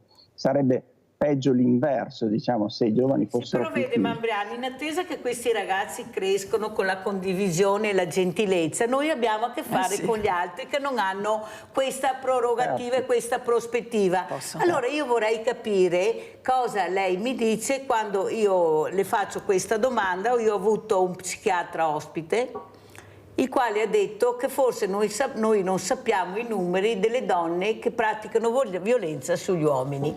Cioè, a questo punto io gli ho detto: mi scusi, ma io non ho numeri per dire quante coltellate abbiamo dato agli uomini solo in questo anno. E lui naturalmente insisteva dicendo che la violenza femminile sull'uomo è molto alta. Lei capisce che noi dobbiamo combattere questi in attesa che gli altri crescano? È questo che dovete fare anche voi, perché se anche addetti ai lavori si presentano in televisione dicendo che io non conosco i numeri degli uomini accoltellati che subiscono violenza sulle donne, non andiamo da nessuna parte. Mambriani, perché se vuole le rifaccio vedere, non ho preso il pezzo, mi sono dimenticata perché volevo anche dimenticarlo, dire la verità, mi sembrava una cosa assurda, però questo è successo. Prego Mambriani. Sì, certo, questa è una cosa che ho sentito anch'io. E ci si stanca anche di rispondere, nel senso che comunque tutte le statistiche sono unanimi nel dire che la stragrande maggioranza della violenza è agita da uomini, il che non vuol dire ovviamente che anche le donne in certe circostanze non siano capaci di violenza, però usare questa argomentazione appunto in un certo senso per venir meno all'urgenza invece di un lavoro che riguarda di più il maschile, perché appunto la violenza la agiamo noi quasi sempre, poi questo lavoro che si fa in profondità magari potrà servire in qualche caso ad alcune donne che anche loro possono accumulare rabbia, dolore e ma non usciamo di casa di sicuro col coltello noi Mambriani, questo è un dato di fatto, noi non usciamo di casa col coltello. Prego Avvocato Secoli.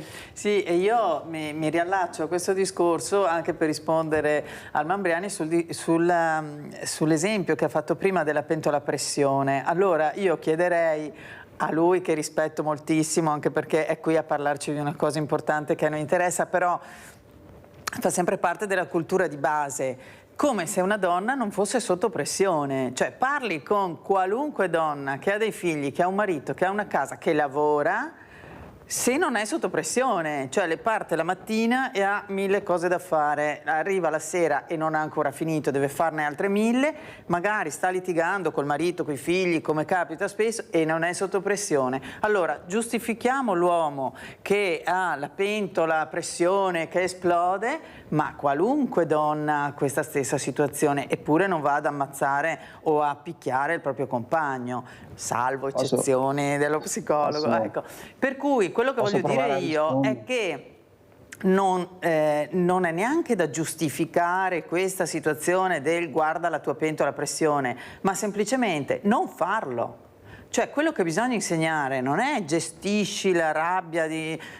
Ovviamente non sono del mestiere, non sono una psicologa, ma banalmente mi viene da dire, bisogna dire a questi uomini che non tocchino le donne, punto. Poi come se la gestiscano da un punto di vista psicologico, emotivo, se la gestiranno. Come a noi è innato dire non picchiare i tuoi figli, no? Credo che sia una cosa normale, qualunque donna ha dentro di sé l'istinto di non picchiare i figli, di non fare violenza sui figli, ci sono le eccezioni, ma quello che deve nascere negli uomini è un istinto innato di non fare del male alle donne, indipendentemente dalla pressione a cui è sottoposto, dalla rabbia e da tutto. Allora andiamo a vedere anche questo servizio che purtroppo ha colpito proprio ieri, l'altro ieri, la nostra città, purtroppo Mambriani, adesso glielo faccio vedere, di questa bimba morta in macchina, di questo uomo che non si è accorto di questo papà, che c'era la figlia dentro alla macchina.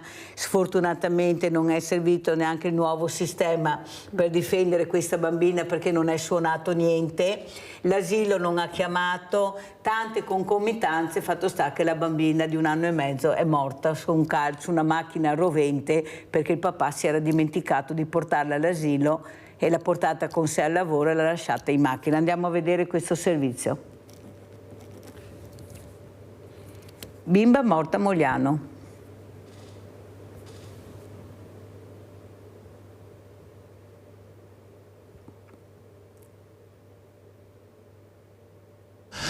Per l'altra bambina gliel'hanno detto che la sorellina è volata al cielo e la mamma diceva voglio che la bambina continui la sua vita normale.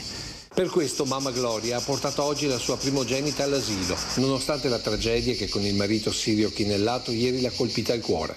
Perché non c'è altro aggettivo per una bambina di 1 anno e mezzo uccisa dal caldo oppressivo all'interno di un'auto lasciata sotto al sole dal papà, colpito da un vuoto di memoria che gli ha completamente cancellato l'appuntamento con la consegna della piccola all'asilo prima di recarsi al lavoro. E oggi alla Lodes di Marcon non c'era nessuno, anche se l'azienda esprime vicinanza con il dipendente colpito da questa doppia tragedia. Doppia perché oltre alla morte della figlia c'è la consapevolezza di esserne stato la causa. Per questo ieri Sirio e mamma Gloria, dopo la dimissione dall'ospedale, hanno voluto incontrare il parroco. Ci siamo abbracciati, niente altro, perché credo che la cosa migliore, io invito anche tutti quanti a entrare in un rispettoso silenzio. Parole che riecheggiano nell'abitazione di via Veronese, dove la famiglia Chinellato, originaria di Salzano, vive da 5 anni e che danno la misura della tensione causata anche dall'ondata di insulti arrivati via social a papà Sirio.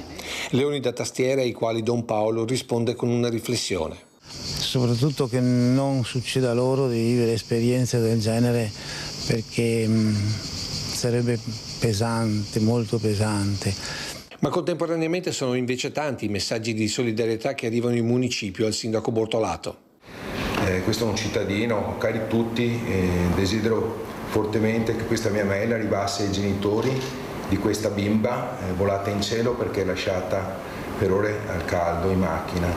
Desidero immensamente portare il loro infinito abbraccio e amorevolezza. Non vorrei qui trattare di regole sui seggiolini, anti-abbandono, ma solo parlare di vicinanza a questi 2 genitori straziati da un dolore troppo grande. Vorrei che sentissero che da stasera li vorremmo affidare al cielo, che preghiamo perché trovino attorno a loro persone care che li possono almeno un po' consolare, persone che portino loro l'abbraccio misericordioso di una comprensione nuova che sa tutta di cielo. Quello che si è visto, soprattutto nell'abbandono di minori all'interno degli abitacoli, sono almeno 3 fenomeni principalmente. Il primo è: si è talmente presi dai pensieri quotidiani che non si è magari abituati, di solito succede ai padri, di portare i bambini, si segue il filo della quotidianità e si rischia di dimenticare la presenza del figlio in macchina. Perché? Perché magari lo si trasporta in casi eccezionali. Però anche c'è l'altro fenomeno, cioè l'eccesso di accudimento. Si è talmente vicini e talmente accudenti nei confronti dei figli che si pensa di averli già consegnati ai nonni o eventualmente averli fatti scendere direttamente dall'abitacolo. E c'è il terzo elemento, che delle volte è una sorta di perdita di amnesia, cioè un'amnesia costante e perdita di memoria che è data da stress, da sovrastrutture di stress che magari i genitori rischiano di vivere. Quello che non si deve dire è che non ci sia capacità genitoriale, perché il fenomeno dimostra che è proprio il contrario. Lo psicologo e psicoterapeuta Mirko Casteller spiega così a Focus, dal direttore Luigi Bacialli, la sua contrarietà ai cosiddetti dispositivi seggiolini salvababy o anti-abbandono. Ecco perché. E non possiamo neanche utilizzare, se mi permette, dei surrogati tecnologici che dovrebbero sostituire la responsabilità dei genitori. Certo, ci aiutano, però possono essere inefficaci o possono fare degli errori anche quegli strumenti. Vero è che resta una tragedia immane che niente e nessuno potrà mai cancellare. Il trauma della perdita del figlio, se mi permette, direttore, io lo devo dire con la massima trasparenza, ma lo dico anche ai miei pazienti quando vivono queste situazioni, è l'unico trauma che non si può rielaborare. Allora, avvocato Secoli, io sono dell'idea che però dovrebbe essere obbligatorio questa chiamata da parte dell'asilo se il bambino non arriva, indipendentemente che può star male, che è piccolo, però la telefonata, il bambino, visto che va all'asilo, come mai il bambino questa mattina non è arrivato? Ecco, dovrebbe essere obbligatorio, perché c'è un incarico importante, che tu prendi questo bambino perché viene all'asilo. Invece si telefona, non si telefona, è a discrezione e secondo me non va bene, dovrebbe essere obbligatorio nel momento che tu iscrivi il bambino all'asilo. Certo, questo è sicuramente importante e molti istituti adottano già questa metodologia, cioè in caso di assenza, anche di ritardi, chiamano, ed è sicuramente importante, un elemento in più a tutela dei bambini, però non si può neanche delegare la responsabilità a un ente, a un istituto come può essere la scuola o in questo caso i centri estivi addirittura, ecco. La responsabilità è genitoriale. Io sono abbastanza d'accordo con quello che ha detto lo psichiatra, ovvero non si può parlare di mancanza di responsabilità o incapacità genitoriale in questi casi, perché ci sono dei blackout che possono capitare e la routine, quella che è la routine di una persona che eccezionalmente porta il bambino a scuola o all'asilo e nel suo tragitto non ci pensa più. D'altro canto, chiunque è genitore, nel momento in cui ha un bambino in macchina, il primo sguardo è per il bambino, prima di scendere si gira a vedere come sta, cioè è anche abbastanza istintivo, per cui giudicare una situazione del genere è difficilissima, non potremo mai sapere cosa è passato nella mente di quella persona, quali impegni aveva, quali responsabilità aveva, quante volte si occupava del bambino, della bambina, e quante volte delegava alla moglie, per cui non possiamo saperlo. Non si può neanche dare una responsabilità del genere alla scuola, che potrà anche chiamare, ma magari avrebbe chiamato quando era troppo tardi. Sì, è vero, però è anche vero che questi bambini sono fragili, non riescono a difendersi, loro non possono difendersi e noi dobbiamo fare prevenzione. Allora, come dice giustamente il dottor Casteller, metti che lo strumento non funzioni, una telefonata non costa un messaggio. Diciamo che nel più sta il meno, cioè più perché non si possono trovare questi bambini morti, ma non è ammissibile, visto gli strumenti che abbiamo. Abbiamo dei messaggini che in un attimo riesci a leggere anche se stai lavorando, perciò io penso che bisogna fare più prevenzione per mettere in sicurezza le fragilità. Prego Mambriani. Sono d'accordo. Sì, mi sentite? Sì, adesso la sentiamo bene Mambriani. Bene, niente, io mi ricordo che poco più di 10 anni fa purtroppo avevo sentito una notizia praticamente identica, e pensare a quel padre che aveva lasciato anche lui il bambino e non l'aveva portato all'asilo mi faceva ogni volta, mi provocava un blocco, ti si chiude il cuore. Io anche da genitore, oltretutto, immaginare una cosa simile penso che distrugga la vita. Io la interpreto come che siamo troppo presi, come diceva lo psicologo prima, siamo troppo presi dalle incombenze della quotidianità, e questo ci fa a volte dimenticare le cose essenziali, le cose più importanti per noi e per la nostra vita.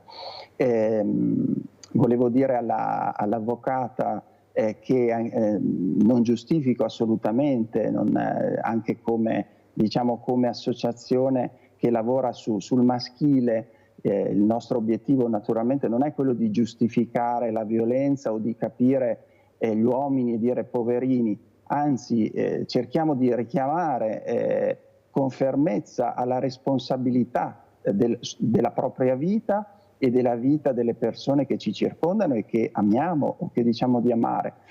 Quindi avvicinarsi a se stessi significa non dimenticare ciò che è importante e essenziale nella nostra vita, che sono le nostre relazioni forti, le relazioni con la nostra compagna, le relazioni con i figli, tutto quello da cui dipende il nostro benessere profondo e la nostra felicità. Se invece ce lo dimentichiamo e lo mettiamo da parte dando la priorità ad altre cose, come purtroppo spesso il patriarcato ha insegnato agli uomini, a intere generazioni di uomini, questo produce un malessere, una sofferenza che ovviamente non giustifica quello che si fa, non è una giustificazione, però bisogna capire, andare all'origine, andare alle radici per modificare la realtà. Allora adesso devo interrompere perché abbiamo Luciano da Desenzano, adesso ci spostiamo a Brescia. Vai Luciano! Mirella, ciao. Ciao, buongiorno agli ospiti. Niente, la violenza è una sola, è inutile che ne discutiamo tutti i giorni. Quella ragazza veneta lì di 30 anni che con una coltellata in macchina ha ucciso il fidanzato, è stata condannata a 30 anni mi sembra. La violenza è una sola, l'altra, questa qua del bambino.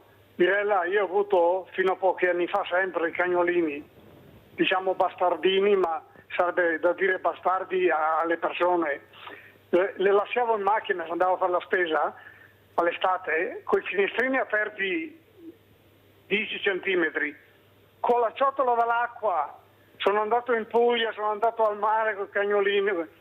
Mai morti, non si può dimenticare un bambino, non si può, questi padri e madri che sono degli assassini, questo se si dimenticava il cellulare ritornava indietro, non si può, il cervello umano non può dimenticare che hai caricato il bambino, non si può, è fuori di ogni, è inutile che parlino i psicologi, i psichiatri. Questo è un assassino da mettere in galera. Vi saluto, buongiorno. Abbiamo sentito anche quanta amarezza e disperazione in questo uomo che non riesce a capacitarsi di come si può dimenticarsi di avere il bambino in macchina. Prego. Una cosa interessante l'ha detta, se dimenticava il cellulare quasi sicuramente sarebbe tornato indietro, e questo deve far riflettere tutti noi che stiamo dando molta più importanza delle cose materiali che teniamo in borsa, e adesso questo signore che curava tanto i cagnolini, ma quanti cagnolini invece vengono appunto non considerati, non curati abbastanza, perché ci si dimentica, e molto più importante dei cagnolini, dimentichiamo di avere un bambino in macchina. È difficilissimo dare un giudizio, parlare, però la considerazione del cellulare è molto amara.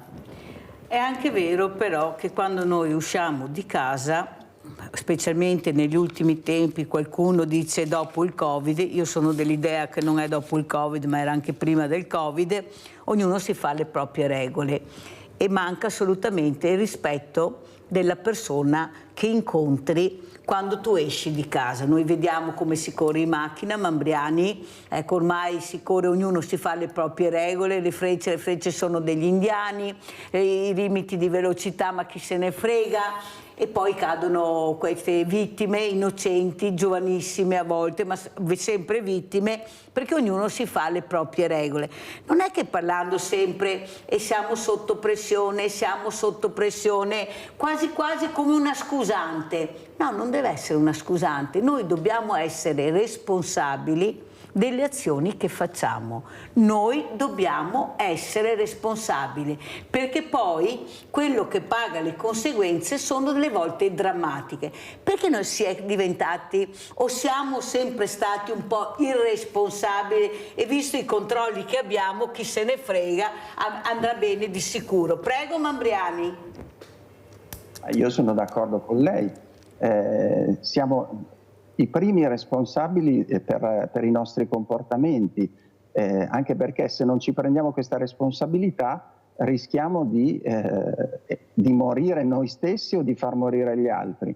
Quindi questo passaggio, per esempio, di rallentare, di essere meno schiavi del cellulare, di avere l'attenzione non sempre rivolta verso l'esterno, ma anche verso di noi, verso i nostri bisogni più profondi, verso che cosa ci sta dicendo il nostro corpo, che magari non rispettiamo in questa corsa frenetica che facciamo sempre. Appunto, il fine non è quello di giustificare o di dire poverini, ma è di prendersi la responsabilità di se stessi, che è un passaggio, è il passaggio da fare, perché fatto questo passaggio le cose, diciamo, è un percorso lento e difficile, ma non si torna più indietro. Una volta che capisci che il tuo benessere, la tua felicità o anche la tua incolumità dipende da una tua scelta di difendere la tua vita e difendere quella delle persone che hai vicino e di rispettare profondamente, allora questo è un primo passo fondamentale che innesca anche la nascita di una nuova comunità in cui si capisce che esistono delle regole che vanno rispettate perché appunto possono salvare delle vite, a cominciare dalla nostra e a cominciare da quella dei nostri figli, per esempio.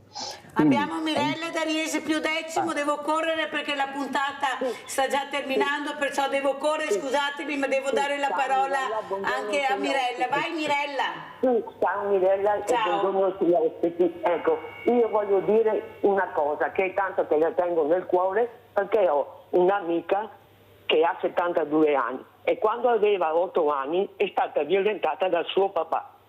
Adesso lei è depressa, è ammalata e mi fa tanta pena. Dunque, pertanto, ci sono tanti pedofili che fanno paura e dopo tanti anni vengono fuori. E non è giusto neanche questo, che bisognerebbe, insomma, che parlassero. Mirella, fermati un attimo, Mirella, ma ha denunciato il papà questa donna? Sì. Adesso è morto, però ha fatto sì. Ecco, è già una cosa importante, perché è importante. E sua mamma vedeva tutto. No. Queste sono cose, guarda, schifose.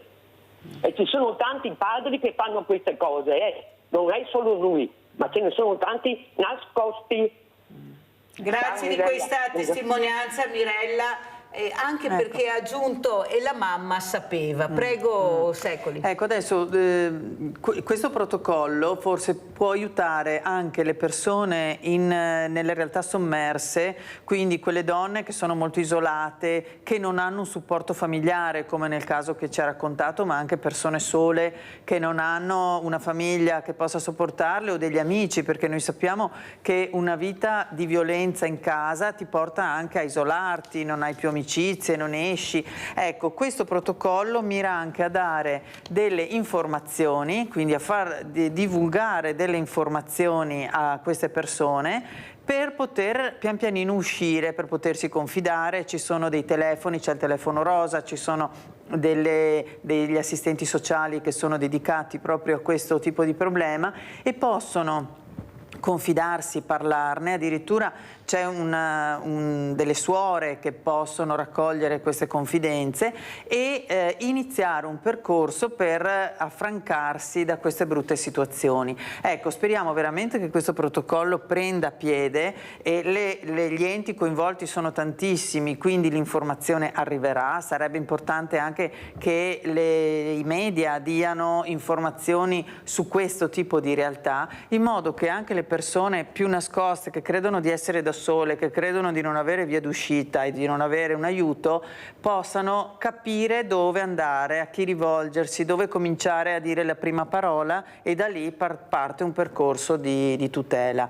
Quindi è importante appunto che vengano diffuse queste informazioni. Avvocato Secoli, lei ha avuto dei casi molto impegnativi, molto importanti, proprio di donne morte, uccise violentemente, e poi questa giustizia che quando arriva non soddisfa mai i familiari. Ecco, vedono queste pene proprio delle volte irrisorie nei confronti di una perdita di una vita di una persona anche giovane. Ecco, secondo lei c'è veramente giustizia o hanno ragione questi familiari che vediamo uscire sempre dai tribunali sconvolti, afflitti, demoralizzati? Oppure anche là c'è un punto di domanda e la sensibilità di qualche giudice, anche se donna, che magari delle volte non hanno? Bisogna distinguere due aspetti. Il primo aspetto è che qualunque tipo di pena non potrà mai soddisfare il dolore di una famiglia che ha perso una persona cara.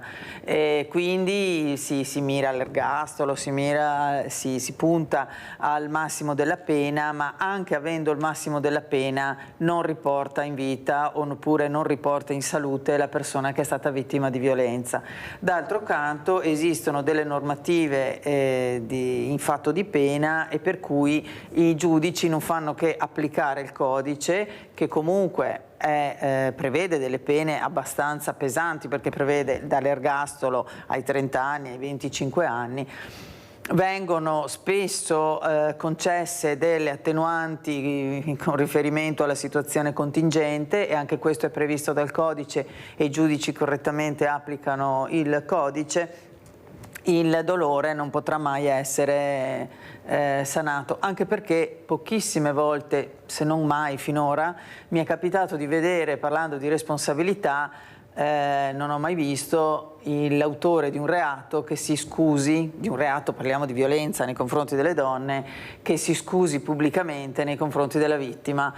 Mai successo. Nel peggiore dei casi, dico io, si tolgono la vita, e dico peggiore perché anche questa è una dimostrazione di non responsabilità, perché uccidere una persona e poi uccidersi è il massimo della vigliaccheria, mi si consenta, per quanto mi riguarda. Non c'è neanche la forza di affrontare la responsabilità di quello che si è fatto. Abbiamo Graziano da Vicenza. Ciao Graziano. Buongiorno belle signore, buongiorno. Prego.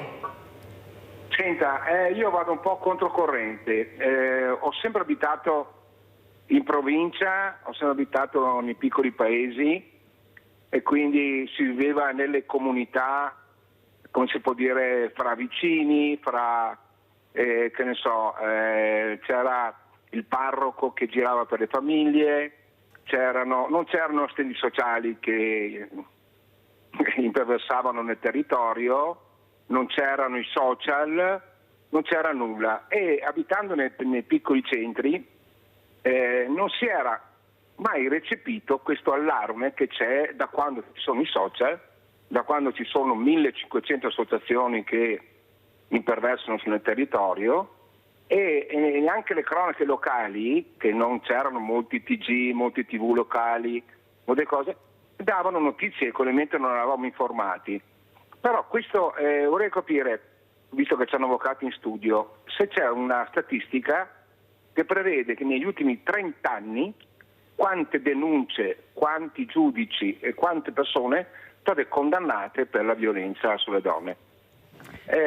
Questa cosa qua mi rende un po', posso dire così, non perplesso, non riesco a capire, non vorrei che si enfatizzasse ogni volta questo tipo di situazione, perché mi sembra che qualcuno ci conviva su questo tipo di cose, cioè c'è gente che ci mangia sopra, quindi lo so che vado controcorrente, lo so, io ho 70 anni, non ne ho 15, però le assicuro che nei paesi una volta, negli anni 80, anni 70, non c'era questa percezione. Voi andavate a messa la domenica, vedevate le famiglie, marito, moglie e figli, e non c'era così la sensibilità, perché tutti ci si parlava, tutti magari, ma proprio anche a livello proprio vicini, locali, nelle vie, c'era molta, come si dire, comunicazione, però non si percepiva mai nulla. Come mai negli ultimi, io dico, da quando sono i social, che da 10 anni, 12 anni sono entrati ormai nella nostra vita comune, non si capisce come mai.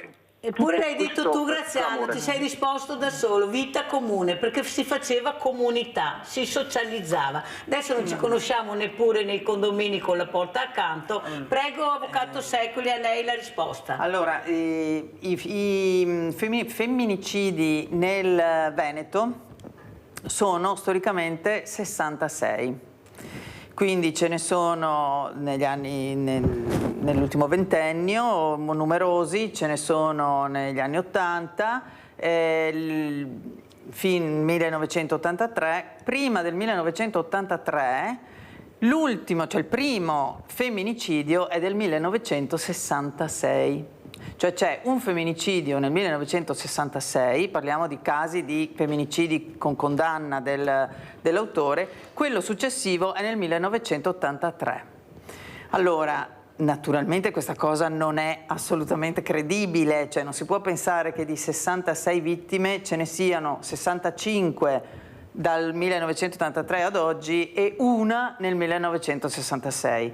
Questo la dice lunga su quello che succedeva all'interno delle case, quindi Mirella, perdonami, io non sono d'accordo con te, non è la questione della comunità, anzi la comunità è complice, tace, perché tutto succede nella famiglia. Il protocollo ne prende atto di questa situazione e dice il pericolo è proprio che tutto succede in casa, che venga considerato una cosa privata, che qualcuno veda la famiglia a messa e dica va tutto bene, ma non è così, non è una questione privata. La violenza sulle donne che avviene in casa è un problema di tutti. Le donne non parlano perché sono in casa, vivono quotidianamente con il loro persecutore, chiaramente non parliamo di tutti, è ovvio, parliamo dei casi di violenza, vanno a messa con il loro persecutore, probabilmente andavano a fare la spesa con il loro persecutore, sicuramente non parlavano con la vicina di casa o con le istituzioni che appunto, come diceva il nostro ascoltatore, non c'erano associazioni nel territorio, non c'erano servizi sociali, la comunicazione, si parlava di calcio o di politica, non certo di violenza sulle donne, e il primo caso di cui si è parlato è del 66, dal 66 il secondo caso di cui si è parlato è nel 1983. Questo la dice lunga sulla nostra arretratezza culturale. Io invece continuo a dire che anche il cittadino fa la sua parte, però è un po' impedito, perché prima ci si conosceva, Avvocato Secoli, si conosceva chi c'era, il famoso cortile, il famoso cortile. Adesso ci sono i cortili, ma non ci conosciamo più, mentre una volta ci si conosceva e magari dicevi guarda che ho visto tua moglie con un occhio nero, cosa hai fatto? Adesso non c'è più questa confidenza e grazie a questi vicini delle volte troviamo anche delle persone abbandonate nelle case perché si accorgono che non escono più, che i balconi sono chiusi, che non si aprono più. Io sono dell'idea che noi facciamo quello che possiamo, il problema è che non ci conosciamo più, non c'è niente da fare, non si socializza, non si fa comunità. Sentiamo Mambriani come commenta. Prego Mambriani. Questo sì, è un bel paradosso, viviamo nella società della comunicazione in cui siamo teoricamente sempre tutti connessi gli uni con gli altri tramite i social, e però penso che ci sia una grande dose di solitudine in tante persone, appunto isolamento, e non ci si conosce a vicenda. Credo che anche prima, come diceva l'avvocato Secoli, in realtà ci fosse un problema di che sì, magari ci si conosceva, c'era il cortile, c'era la messa, però poi in realtà era una superficie ed era difficile andare invece a conoscere sotto la superficie cosa si nascondeva, e a volte erano inferni quotidiani, come diceva. Quindi a me interessa soprattutto che ci prendiamo la responsabilità adesso di come stiamo, quindi nell'era dei social, che io personalmente non frequento, comunque nell'era dei social dobbiamo fare uno sforzo per incontrarci di più in presenza, creare, per esempio, per me sarebbe rivoluzionario in quest'epoca, creare le occasioni e i momenti di un confronto aperto, sincero, partendo dalle nostre vite, su quello che desideriamo, su un cambiamento che desideriamo per la nostra società e per le nostre vite personali. Creare questi spazi, perché no, magari anche all'interno delle scuole, di discussione aperta in cui ci si possa esprimere e ci si possa conoscere, andando oltre la superficie, no, di quello che di solito facciamo vedere o vogliamo far vedere tramite i social o insomma nelle nostre relazioni. Ecco, scoprirsi, imparare a scoprirsi di più, a rischiare un po' di più e a conoscersi, credo che ci potrebbe aiutare ad uscire da questo senso di solitudine su cui si costruisce in molti casi la violenza, cioè gli episodi di violenza avvengono nella solitudine, nell'isolamento sociale. Ecco, quindi lavoriamo anche su questo. Io sono anche dell'idea che qualcuno sta facendo qualcosa e sono anche degli assessori al sociale. Io mi ricordo l'assessore al sociale di Silea, Francesco Biasin, che ho avuto ospite poco tempo fa, che ha iniziato a lavorare proprio sulle famiglie del condominio, quei condomini, organizzarci, trovarci, fare la serata assieme, il pranzo assieme, scambiarsi, ecco, quello che sono i valori, i bisogni, la solitudine. Ecco, questo penso sia una cosa importante, anche qua le amministrazioni devono fare la loro parte. Ecco, questo assessore ha capito l'importanza di fare prevenzione conoscendosi. Prego, Avvocato Secoli. Sì, ma su questo sono d'accordissimo, mancano gli spazi, anche pensando ai giovani in un qualsiasi comune è difficile trovare uno spazio dove andare anche a studiare o a parlare, che può essere l'aula studio, la biblioteca, un centro culturale dove una mostra che possa interessare, parliamo dei giovani, ma lo stesso può riguardare gli anziani. Quanti anziani soli sono a casa e non hanno nessuno che vada né a trovarli, men che meno a portarli fuori, e non c'è proprio l'occasione di incontrarsi, e questo può riguardare anche la nostra fascia intermedia dove poter andare a farsi appunto una cena insieme, uno spazio proprio di incontro. Questo manca. Nelle nostre città la piazza ormai non c'è più, se c'è un oratorio che è sempre meno frequentato e manca proprio, sono d'accordo insomma con voi due, mancano gli spazi per incontrarsi. Eppure, e gli amministratori potrebbero fare molto. Però se giriamo il territorio, Lorenza Secoli, vediamo tutte queste belle casette col giardini, sempre vuoto. Tu non vedi anima viva, mentre io mi ricordo quando ero piccola che c'erano questi gruppetti di donne che si parlavano tra di loro, una dentro o due fuori dal cancello. Manca proprio la comunicazione, no? Non si parla più, si chiude in casa, grandi spazi, anche perché abbiamo dei giardini meravigliosi, qui a Treviso parchi incredibili, però questa socializzare, comunicare, anche magari anche con questi percorsi anche di ginnastica, perché si fa di movimento, però si fa fatica a unire. Prego, come ci saluto e siamo in chiusura. Sì, basta vedere, prima ancora dei giardini, basta vedere, non ci sono bambini che giocano fuori, non ci sono bambini che giocano a pallone, mi viene da dire in strada, ma adesso è impossibile giocare in strada, è impossibile, non ci sono dei campi liberi dove i bambini proprio possano giocare e ritrovarsi, e quindi da lì in su, quindi lo stesso, i genitori non si trovano, gli anziani non si trovano, non ci sono gli spazi. Gli oratori non ci sono più, sfortunatamente, sì, anche quelli. Anche nessuno apre più la propria casa perché gli orari di lavoro, gli impegni, il dover sistemare, eccetera. Comunque sì, dovremmo puntare a questo. E cominciare a suonarci il campanello. Ciao, vieni a mangiare una pasta con me. E ci sarebbe allora, Martani, anche tra di uomini, magari parlare anche di donne, come dobbiamo comportarci, quanto gentili dobbiamo essere con questo fiore bellissimo che siamo noi. Prego. La domanda è a me? Sì, a lei, è l'unico uomo che ho. Quanto bisogna essere gentili? Beh, la gentilezza non è mai abbastanza. Quindi cerchiamo di metterla in pratica a cominciare da noi stessi, essere più gentili con le nostre interiorità, con il nostro corpo, trattiamoci meglio di quanto facciamo, e questo si riverbera inevitabilmente nelle relazioni che abbiamo, da quelle più importanti e fondamentali della nostra vita a tutte le altre. Quindi l'invito è quello, sono d'accordissimo, incontriamoci, riprendiamoci i tempi e gli spazi per incontrarci e conoscerci e raccontarci, spegniamo magari gli schermi, disconnettiamoci dagli schermi un po' di più e vediamoci e abbracciamoci in presenza e facciamoci vedere anche noi uomini nella nostra difficoltà, nella nostra paura, nella nostra vulnerabilità.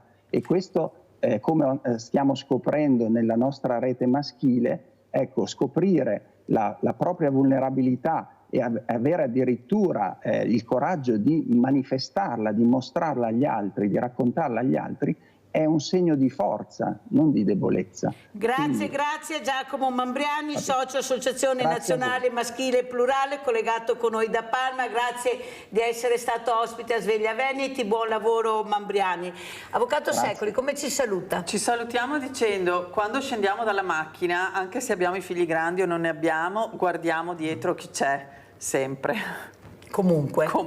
Grazie anche a Lorenza Secoli, avvocata di Treviso, o avvocato, ognuno le interpreta come vuole, chi è avvocato, chi è avvocata. Secoli come vuole essere chiamata? Beh, il ruolo è quello di avvocato e poi non cambia la sostanza, insomma non è un nome che cambia la sostanza. Certo, culturalmente anche i nomi hanno la loro importanza, quindi per oggi diciamo avvocata. Avvocata oggi, grazie all'avvocata Lorenza Secoli. Pubblicità.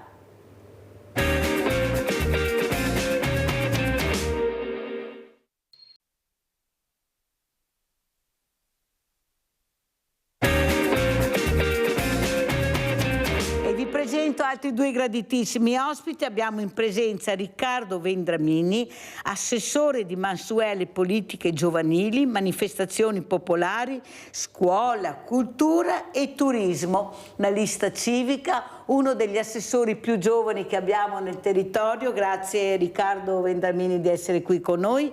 Saluto anche Filippo Zaro, dirigente sindacale FIALS, Federazione Italiana Autonomie Locali e Sanità. Grazie anche a Filippo Zaro di essere qui. Però io inizierei proprio da Riccardo Vendramini, giovane però già con le idee chiare, fin da piccolo gli intrigava la politica. Come mai Riccardo? Forse una passione anche in famiglia, si parlava già in famiglia delle scelte amministrative, perché da qualcosa nasce questa passione, questo intrigo in politica? In realtà è nata da me, interessandomi attraverso anche i social, adesso con quei canali hai tutto a portata di mano, e sicuramente è una passione, perché fare l'amministratore se non hai una passione è molto difficile, perché per quanto se ne dica è un lavoro molto, io lo definisco un lavoro perché a tutti gli effetti lo è, ti occupa molto tempo, se lo fai bene ovviamente. E sì, una passione che ho avuto da sempre, mi è iniziata in particolar modo nel 2014 quando mi sono candidato al consiglio studentesco delle medie, e nel 2014 ho detto nel 2024 faccio il sindaco. Dopo ho pensato che magari era meglio aspettare un po' di più, fare qualche studio, un po' di esperienza, e quindi mi sono... La famosa gavetta. La famosa gavetta, esatto, e ho avuto la fortuna di incontrare Leonio che mi ha proposto di entrare in questa esperienza. Leonio, per chi non lo sapesse, è il nostro sindaco in carica ormai da 10 anni e per altri 5. Abbiamo già conosciuto, che è stato ospite diverse volte a Sveglia Veneti, che salutiamo, anzi. Certo. Però quello che è importante anche capire l'importanza anche della figura dell'amministratore che tu scegli. Vuol dire che questo amministratore sta seminando bene, tanto è vero che è il terzo mandato, mi sembra il secondo o il terzo mandato, e se semina bene l'amministratore, specialmente il sindaco, raccoglie. Ecco, cos'è che è stato intrigato Riccardo Vendramini da questa figura così importante come il sindaco Milan? Beh, diciamo che io ho 19 anni e lui ha fatto già 2 mandati, quindi ha già fatto 10 anni di mandato. Io da quando ho 9 anni, quindi da quando un po' inizi a un po' prima, ma quando inizi a essere nel mondo, a socializzare, a conoscere persone, da quando ricordo io ho ricordi di Milan e fortunatamente per quello che sono qui sono tutti ricordi buoni. Secondo me ha fatto molto per Mansuè, ciclabili, piazze, manifestazioni, ha fatto molte cose buone e avevo già una mezza idea di chiedergli di candidarmi con lui, poi in realtà mi ha anticipato e mi ha chiamato lui il 21 novembre alle 4:31. Avevo appena, si ricorda anche l'ora esatta, il minuto, avevo Riccardo? appena fatto la patente, cioè, mi ha chiamato un numero sconosciuto che di solito non rispondo perché di questi tempi sono sempre call center o persone che disturbano. E fortunatamente ho risposto e mi ha dato un appuntamento per parlare di cose molto importanti e mi ha proposto appunto di entrare in questa lista, fortunatamente civica. Allora, politiche giovanili. Io, Riccardo, sono diversi anni che sarei favorevole al voto dei sedicenni. Perché? Perché come gli diamo il patentino e li mettiamo in una strada e li responsabilizziamo, cominciamo anche forse a capire che non è vero che il sedicenne è sprovveduto, può essere il ventenne, il trentenne, il quarantenne, il cinquantenne, ma forse responsabilizzandoli su quella che è la vita pubblica politica, perché il cambiamento dovrà essere fatto da loro, perché il futuro è nelle loro mani. Tu hai detto 19 anni, ti trovi già assessore, vuol dire che sei già preparato, già da piccolo avevi questa tendenza. Sei d'accordo di responsare i giovani con il voto a 16 anni, come lo fanno anche in altri paesi, in Grecia 17, in altri 16?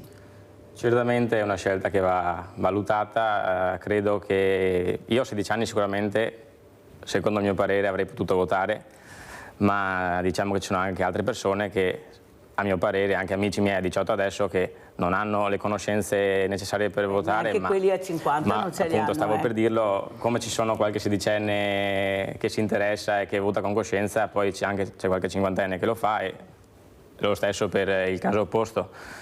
Quindi sarei d'accordo per il voto ai sedicenni. Infatti a chi lo chiedo tutti sono d'accordo, sia insegnanti, professori, dirigenti, però prima amministratori. ancora di dare il voto ai sedicenni bisogna fare in modo che questi sedicenni si interessino alla politica. Infatti i dati dimostrano che sempre meno i giovani si interessano alla politica e anche però per questo quelli motivo... che scendono nelle piazze però e che protestano sono loro però, Sì, è vero, ma sull'ambiente sempre meno specialmente. Sì, lì sì.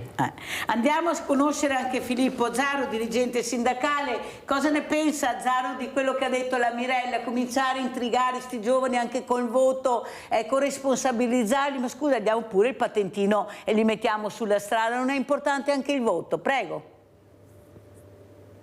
Buongiorno Mirella, buongiorno a tutti. Intanto congratulazioni all'assessore Vendramini per il suo mandato, insomma. Sì, giovani è il futuro, io mi definisco giovane, come ho 32 anni, quindi giovane in forze anche al sindacato, quindi comunque devo ringraziare anche i superiori, i vertici del sindacato per aver riposto in me la fiducia per questa carica.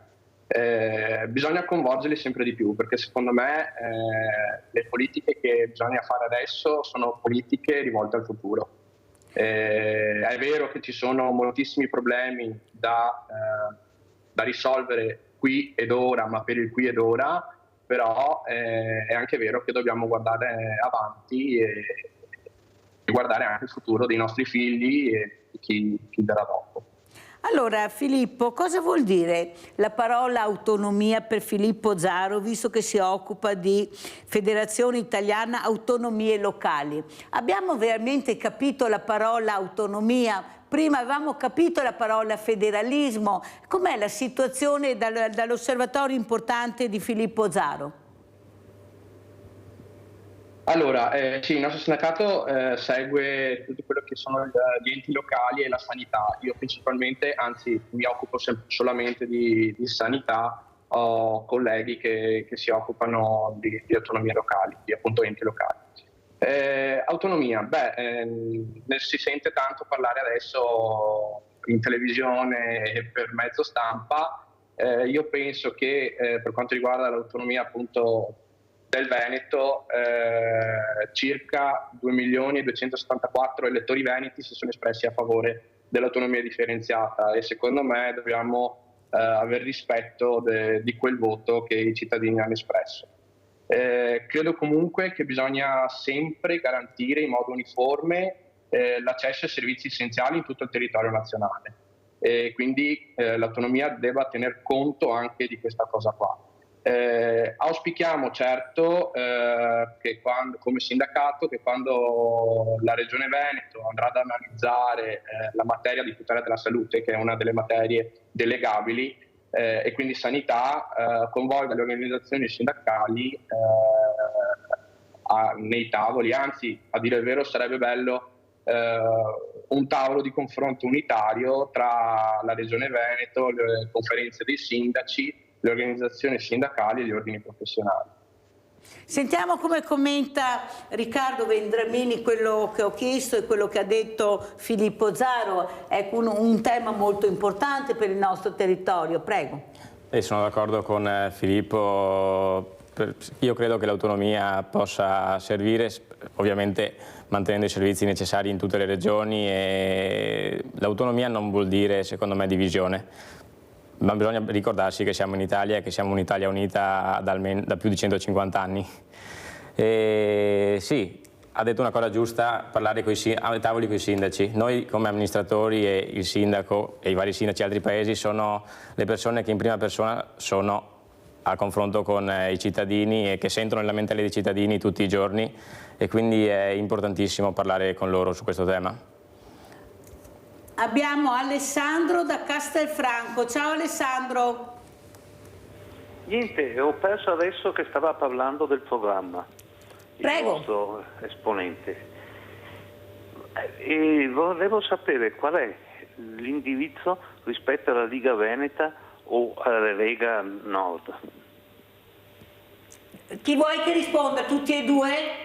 A chi vuole. Va bene, allora l'indirizzo che vuole capire Alessandro da Castelfranco, Liga Veneta, Lega Nord, voi avete degli indirizzi, cioè come vedete queste cose, questi partiti che si dividono, cambiano nome, ecco prima appunto si parlava di federalismo, il federalismo è diventato autonomia. C'è qualcosa che non riusciamo bene a capire dove qualcuno vuole andare a parare, che è il governo, perché alla fine abbiamo visto anche in Europa, e poi sarà la domanda anche sull'Europa, ecco questo voto sia contrario che favorevole a questa figura della von der Leyen, ma soprattutto qualcuno dice che la Premier Giorgia Meloni ufficialmente abbia detto di no, ma sotto banco abbia dato dei numeri importanti, così si dice in giro. Allora sentiamo e rispondiamo anche a Alessandro da parte di Riccardo Vendramini.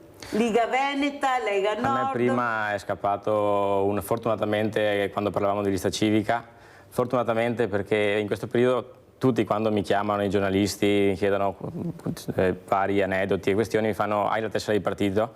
Io rispondo che al momento non sono interessato a nessuna tessera di partito, e quel fortunatamente è perché una lista civica è una lista per i cittadini, non ha nessuna ideologia, non lavora per qualcuno che sta al di sopra del comune di Mansuè, e io in questi 5 anni lavorerò per i cittadini di Mansuè per migliorare lo stato della nostra comunità. Indipendentemente del cittadino a quale politico magari appartenga o a qualche partito. Io sono stato valutato per rappresentare 5.000 cittadini e farò il mio meglio per e non quello che ha la tutti. tessera diversa dall'altro. Allora sentiamo anche Filippo Zaro, ecco, dove si vuole andare a parare questo cittadino sempre più confuso, sempre più lontano dalla politica, basta vedere il numero degli astensionisti, la gente che non va a votare. Prego.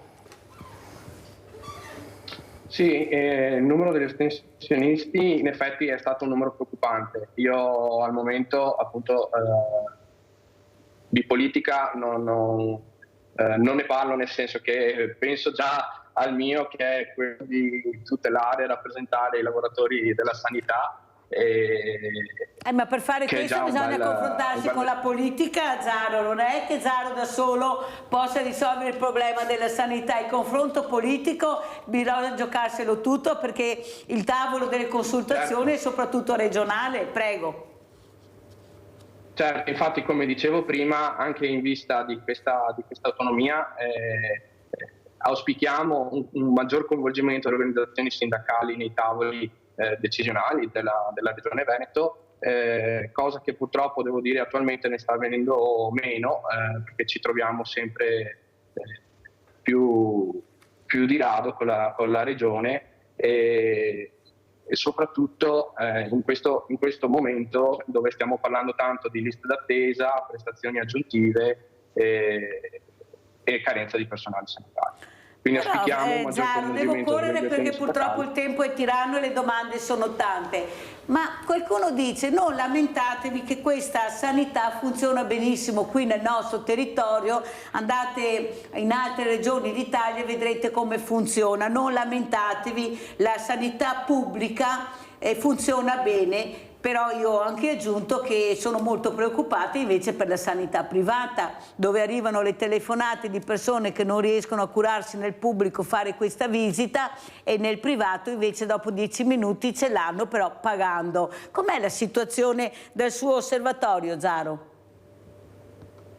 Allora, certamente in tutto il territorio nazionale c'è una difficoltà a reperire personale sanitario. Questo è dato da una poca attrattività professionale, come ripeto spesso, che è generata appunto da una poca valorizzazione economica, da conciliazioni tempi vita-lavoro e dal fenomeno di aggressioni che ormai è sempre più aumento.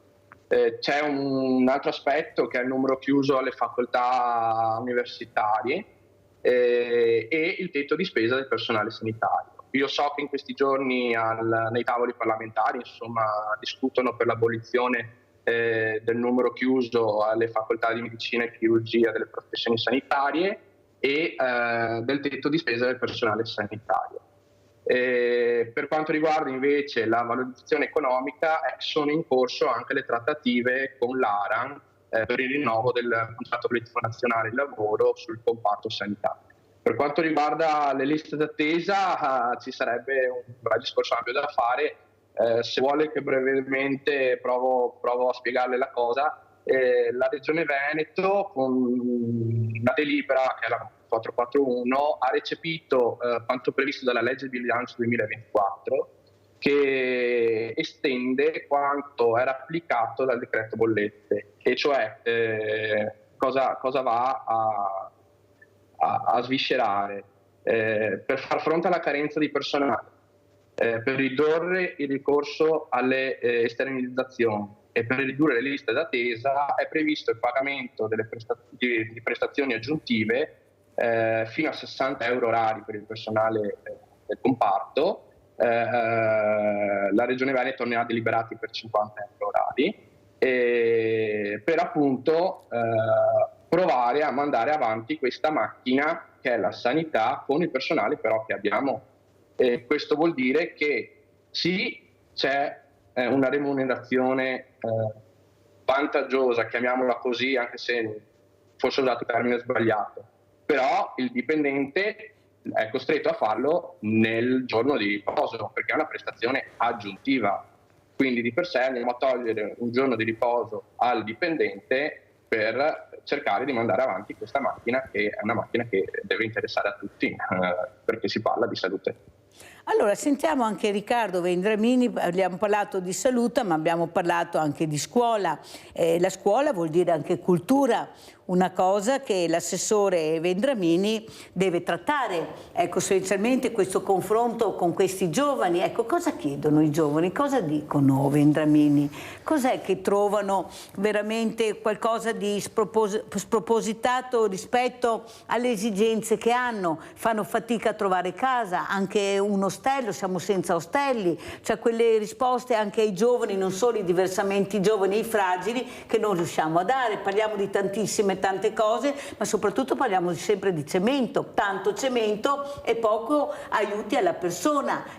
Veramente questo spazio alle fragilità che devono veramente essere accudite, e dove vanno? Vanno dal sindaco, e il sindaco all'assessore, agli assessori della giunta. Prego. La scuola sicuramente è fondamentale perché fino ai 25 anni una persona adesso mediamente va a scuola e quindi per gran parte della sua vita frequenta quell'ambiente. I giovani cosa chiedono sulla scuola? I giovani chiedono molte cose sulla scuola, ma a livello nazionale, non di certo a livello locale. Lei ha detto una bellissima parola, spazi. Secondo me una cosa su cui bisogna puntare, che anche prima, scorsa ora, parlava l'avvocato, è di creare questi spazi a livello locale di socializzazione, di incontro, ed è proprio una cosa che ho voluto fortemente, che siamo riusciti a inserire nel programma per questo quinquennio, creare uno spazio che chiameremo Casa del Cittadino e delle Associazioni, dove mettere associazioni e cittadini, dove anche i giovani, soprattutto i giovani che spesso si lamentano di non sapere dove andare, che si annoiano, che purtroppo a volte si ritrovano anche a fare dei malanni, diamo questo spazio a giovani e non giovani. Infatti durante la campagna elettorale parlavo di spazio intergenerazionale, perché comunque i giovani devono confrontarsi con i meno giovani che hanno un'esperienza maggiore, che sono passati per l'età in cui stanno vivendo loro. E mi auspico che questo posto sia un luogo dove ci si possa incontrare, studiare, aiutarsi a fare i compiti, anche giocare, socializzare e conoscersi. Sentiamo anche come commenta Filippo Zaro. Cosa vuol dire spazi per i giovani? Ecco, che spazi dare? Cosa vogliono i giovani? E qua rientriamo nel tema della cultura. Ecco, nel tema importante, perché culturalmente loro ci sono, guardate che sono molto bravi, ma anche nella meccatronica, cioè questo giovane è anche creativo se lo lasciamo fare, però dobbiamo dare anche il giocattolo che vuole, perché sennò cosa facciamo? Se non diamo il giocattolo, come facciamo a creare proprio questa persona che ha questa creatività nel DNA, ma magari non lo sa neppure lui, ma se non lo prendiamo per mano, prego. Sì, diciamo che i giovani purtroppo con l'invecchiamento della popolazione ce ne sono sempre meno. Infatti io sostengo ogni politica o iniziativa a favore della natalità, perché è un aspetto sociale molto, molto importante secondo me. E spazio ai giovani, sì, io faccio sempre riferimento alla mia attività, al mio settore.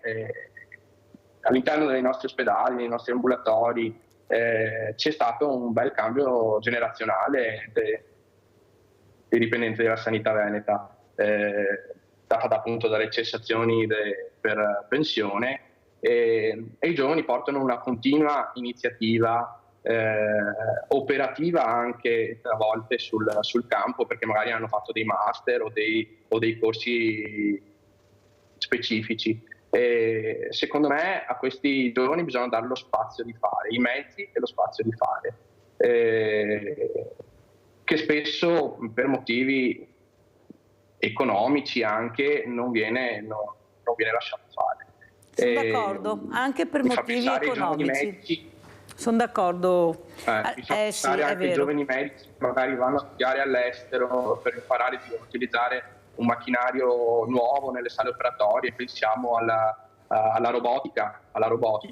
Queste sono cose all'avanguardia del futuro, però bisogna investire.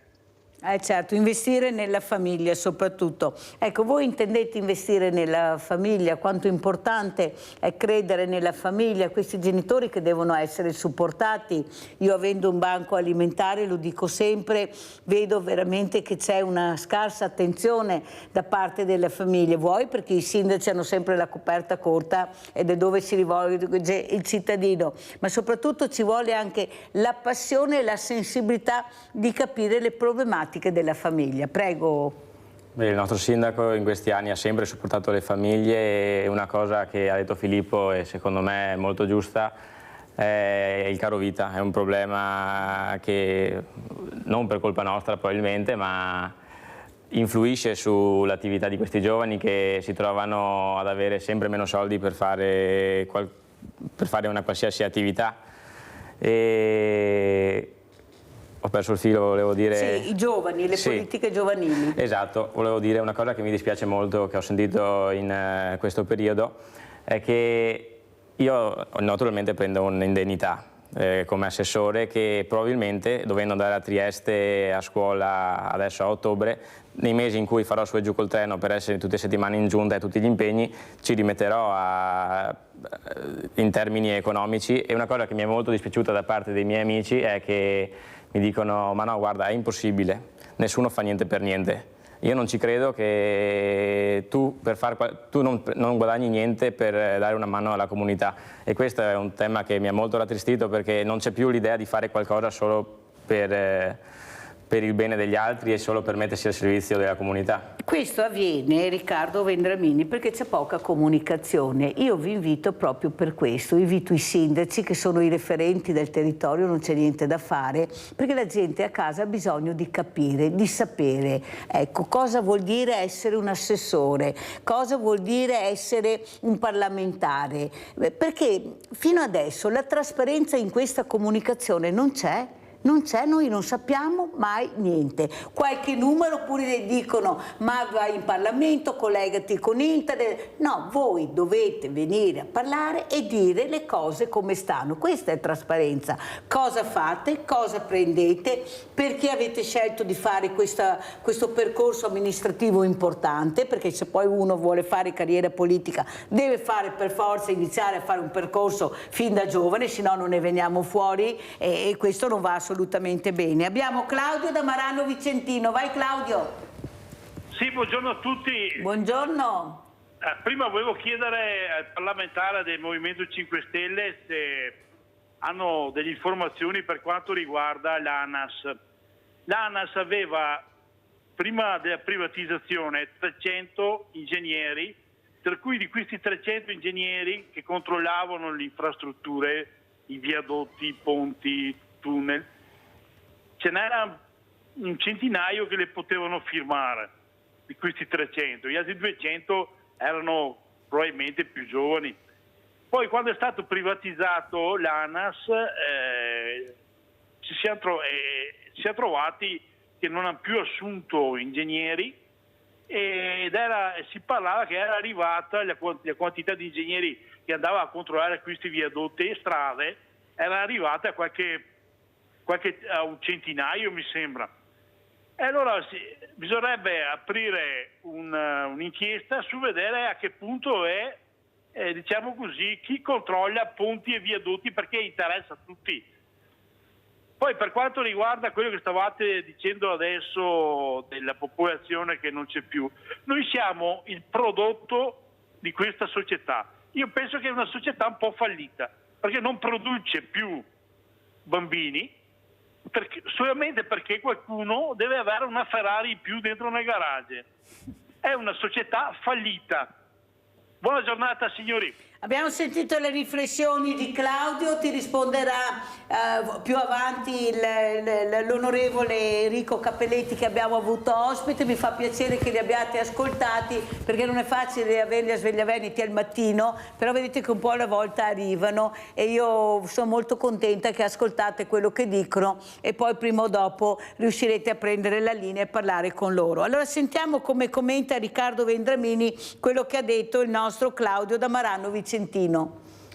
Una cosa ha detto che mi ha colpito, cioè società fallita. Io non userei i termini società fallita, però sicuramente la mia generazione e le generazioni dopo di me, a differenza di quelle che sono venute nei secoli prima, hanno una differenza sostanziale, cioè fino a qualche decade fa le persone avevano certezza che il futuro che avrebbero avuto sarebbe stato migliore di quello dei propri genitori attraverso il progresso. Io credo che queste generazioni, la mia, quelle successive, anche quella un po' prima della mia, possono lamentare questa cosa, ovvero di non credere che il loro futuro sarà migliore di quelli che c'erano prima di loro. Sentiamo anche Filippo Zaro. Prego Filippo. Sì, diceva bene l'assessore, società fallita, forse non abbiamo raggiunto ancora quel livello là, e spero mai di trovarmi a dire una cosa del genere. Io dico, ho seguito la fase prima della nostra, dove si parlava appunto di femminicidi, e secondo me appunto è proprio questo, anche il coinvolgimento dei giovani, parlare di cose reali che accadono, non sono scritti nelle fiabe o nelle favole, accadono sono reali.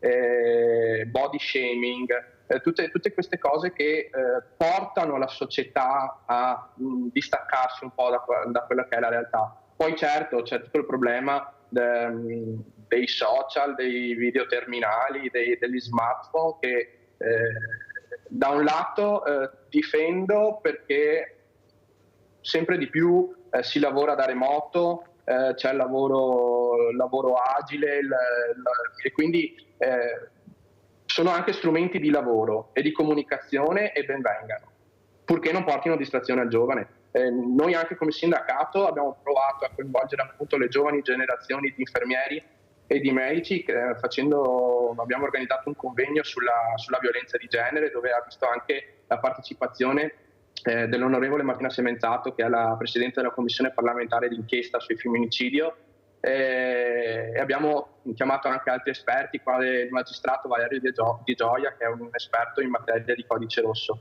Quindi ecco, questo ci vorrebbe, il coinvolgimento dei giovani su questi temi importanti che affliggono la nostra società. Filippo, non pensi che forse, lo dico anche a Riccardo Vendramini, visto che mancano così tanti giovani nel mondo del volontariato, ne avremo pochi ma li abbiamo, che sarà il caso che andiamo a prenderli per mano e li portiamo a toccare con mano quello che è il mondo del volontariato, perché mi sa che la lezioncina in classe ormai annoia, non produce più niente. Prego Riccardo. Sicuramente il tema del volontariato è un tema fondamentale, perché, come parlavamo prima, le risorse economiche sono sempre meno e abbiamo bisogno di persone che si impegnano volontariamente per la comunità, e in più io credo che un volontario abbia anche una sorta di, come dire, orgoglio e soddisfazione nel fare ciò che fa. Io in queste settimane sono passato associazione per associazione, ho fatto il più possibile e adesso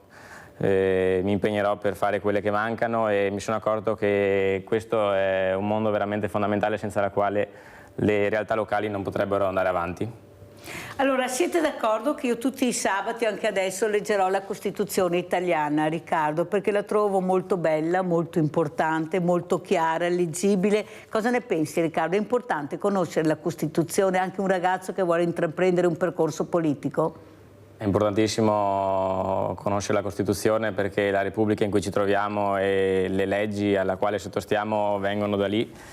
E certamente leggere la Costituzione non renderà i giovani più premurosi nell'immediato, è un simbolo che serve, che sono pienamente d'accordo con lei nel leggerlo, cosa ha detto tutte le mattine. È sabato mattina. Il sabato mattina è... Alla fine della trasmissione una cosa da fare, ma di certo non l'unica, bisogna anche passare bisogna iniziare a conoscere anche la Costituzione. Abbiamo sentito le interviste dei bambini che hanno avuto la Costituzione a scuola e loro sono andati a cercare gli articoli che li avevano intrigati di più. E indovinate uno degli articoli che li aveva intrigati di più? La pace. Pensate che belli che sono i nostri bambini.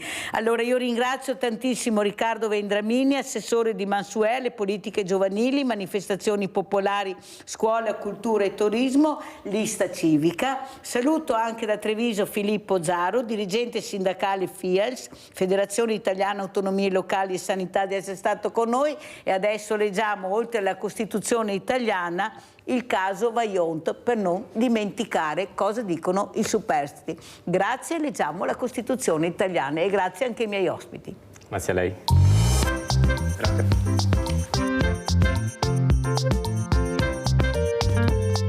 E dopo questa lunga cavalcata, anche questa settimana termina, ormai ci avviciniamo alle ferie, ad agosto, però continuiamo a leggere la Costituzione italiana, perché è molto importante capire cosa dice la Costituzione. Allora, eravamo arrivati all'articolo, ve lo dico subito, 117, la potestà legislativa è esercitata dallo Stato e dalle Regioni nel rispetto della Costituzione, nonché dei vincoli derivanti dall'ordinamento comunitario e dagli gli obblighi internazionali. Lo Stato ha legislazione esclusiva nelle seguenti materie: politica estera e rapporti internazionali dello Stato, rapporti dello Stato con l'Unione Europea, diritto di asilo e condizione giuridica dei cittadini di Stati non appartenenti all'Unione Europea, immigrazione, rapporti tra la Repubblica e le confessioni religiose, difesa e forze armate, sicurezza dello Stato, armi, munizioni ed esplosivi, moneta, tutela del risparmio e mercati finanziari, tutela della concorrenza, sistema valutario, sistema tributario e contabile dello Stato, armonizzazione dei bilanci pubblici, perequazione delle risorse finanziarie, organi dello Stato e relative leggi elettorali, referendum statale, elezioni del Parlamento europeo, ordinamento e organizzazione amministrativa dello Stato e degli enti pubblici nazionali, ordine pubblico e sicurezza, ad esclusione della polizia amministrativa locale. Cittadinanza, stato civile e anagrafi, giurisdizione e norme processuali, ordinamento civile e penale, giustizia amministrativa, determinazione dei livelli essenziali delle prestazioni concernenti i diritti civili e sociali che devono essere garantiti su tutto il territorio nazionale, norme generali sull'istruzione, previdenza sociale, legislazione elettorale, organi di governo e funzioni fondamentali di comuni, province e città metropolitane, dogane, protezione dei confini nazionali e profilassi internazionale, pesi, misure e determinazione del tempo, coordinamento informativo statistico e informativo dei dati dell'amministrazione statale, regionale e locale, opere dell'ingegno, tutela dell'ambiente, dell'ecosistema e dei beni culturali. Qui è tutto molto chiaro, ma tra dire e fare c'è di mezzo il mare. Chissà cosa fanno i governi, cosa hanno fatto i nostri governi, la trasparenza su queste cose che ho letto, ma non lo so. Adesso però continuiamo a leggere il caso Vajont, psicologia dell'emergenza, visto che siamo sempre in emergenza, sempre, tutti i giorni, è meglio che continuiamo a leggere cosa racconta questa donna, che Micaela Coletti, che ha vissuto questo inferno. Veniamo ai miei genitori. Loro erano fuori, mio padre perché lavorava all'Enel, mia madre perché lavorava all'albergo Marina dei Tovanella, quindi erano fuori casa tutti e due. Ebbi solo la possibilità di parlare un'ultima volta con mia nonna. Ricordo che mi disse: Madonna, c'è tuo padre e tua madre fuori con questo vento, ritirandosi in camera. Ho ancora la sua immagine davanti agli occhi. Aveva una sottoveste nera, di quelle che si usavano una volta.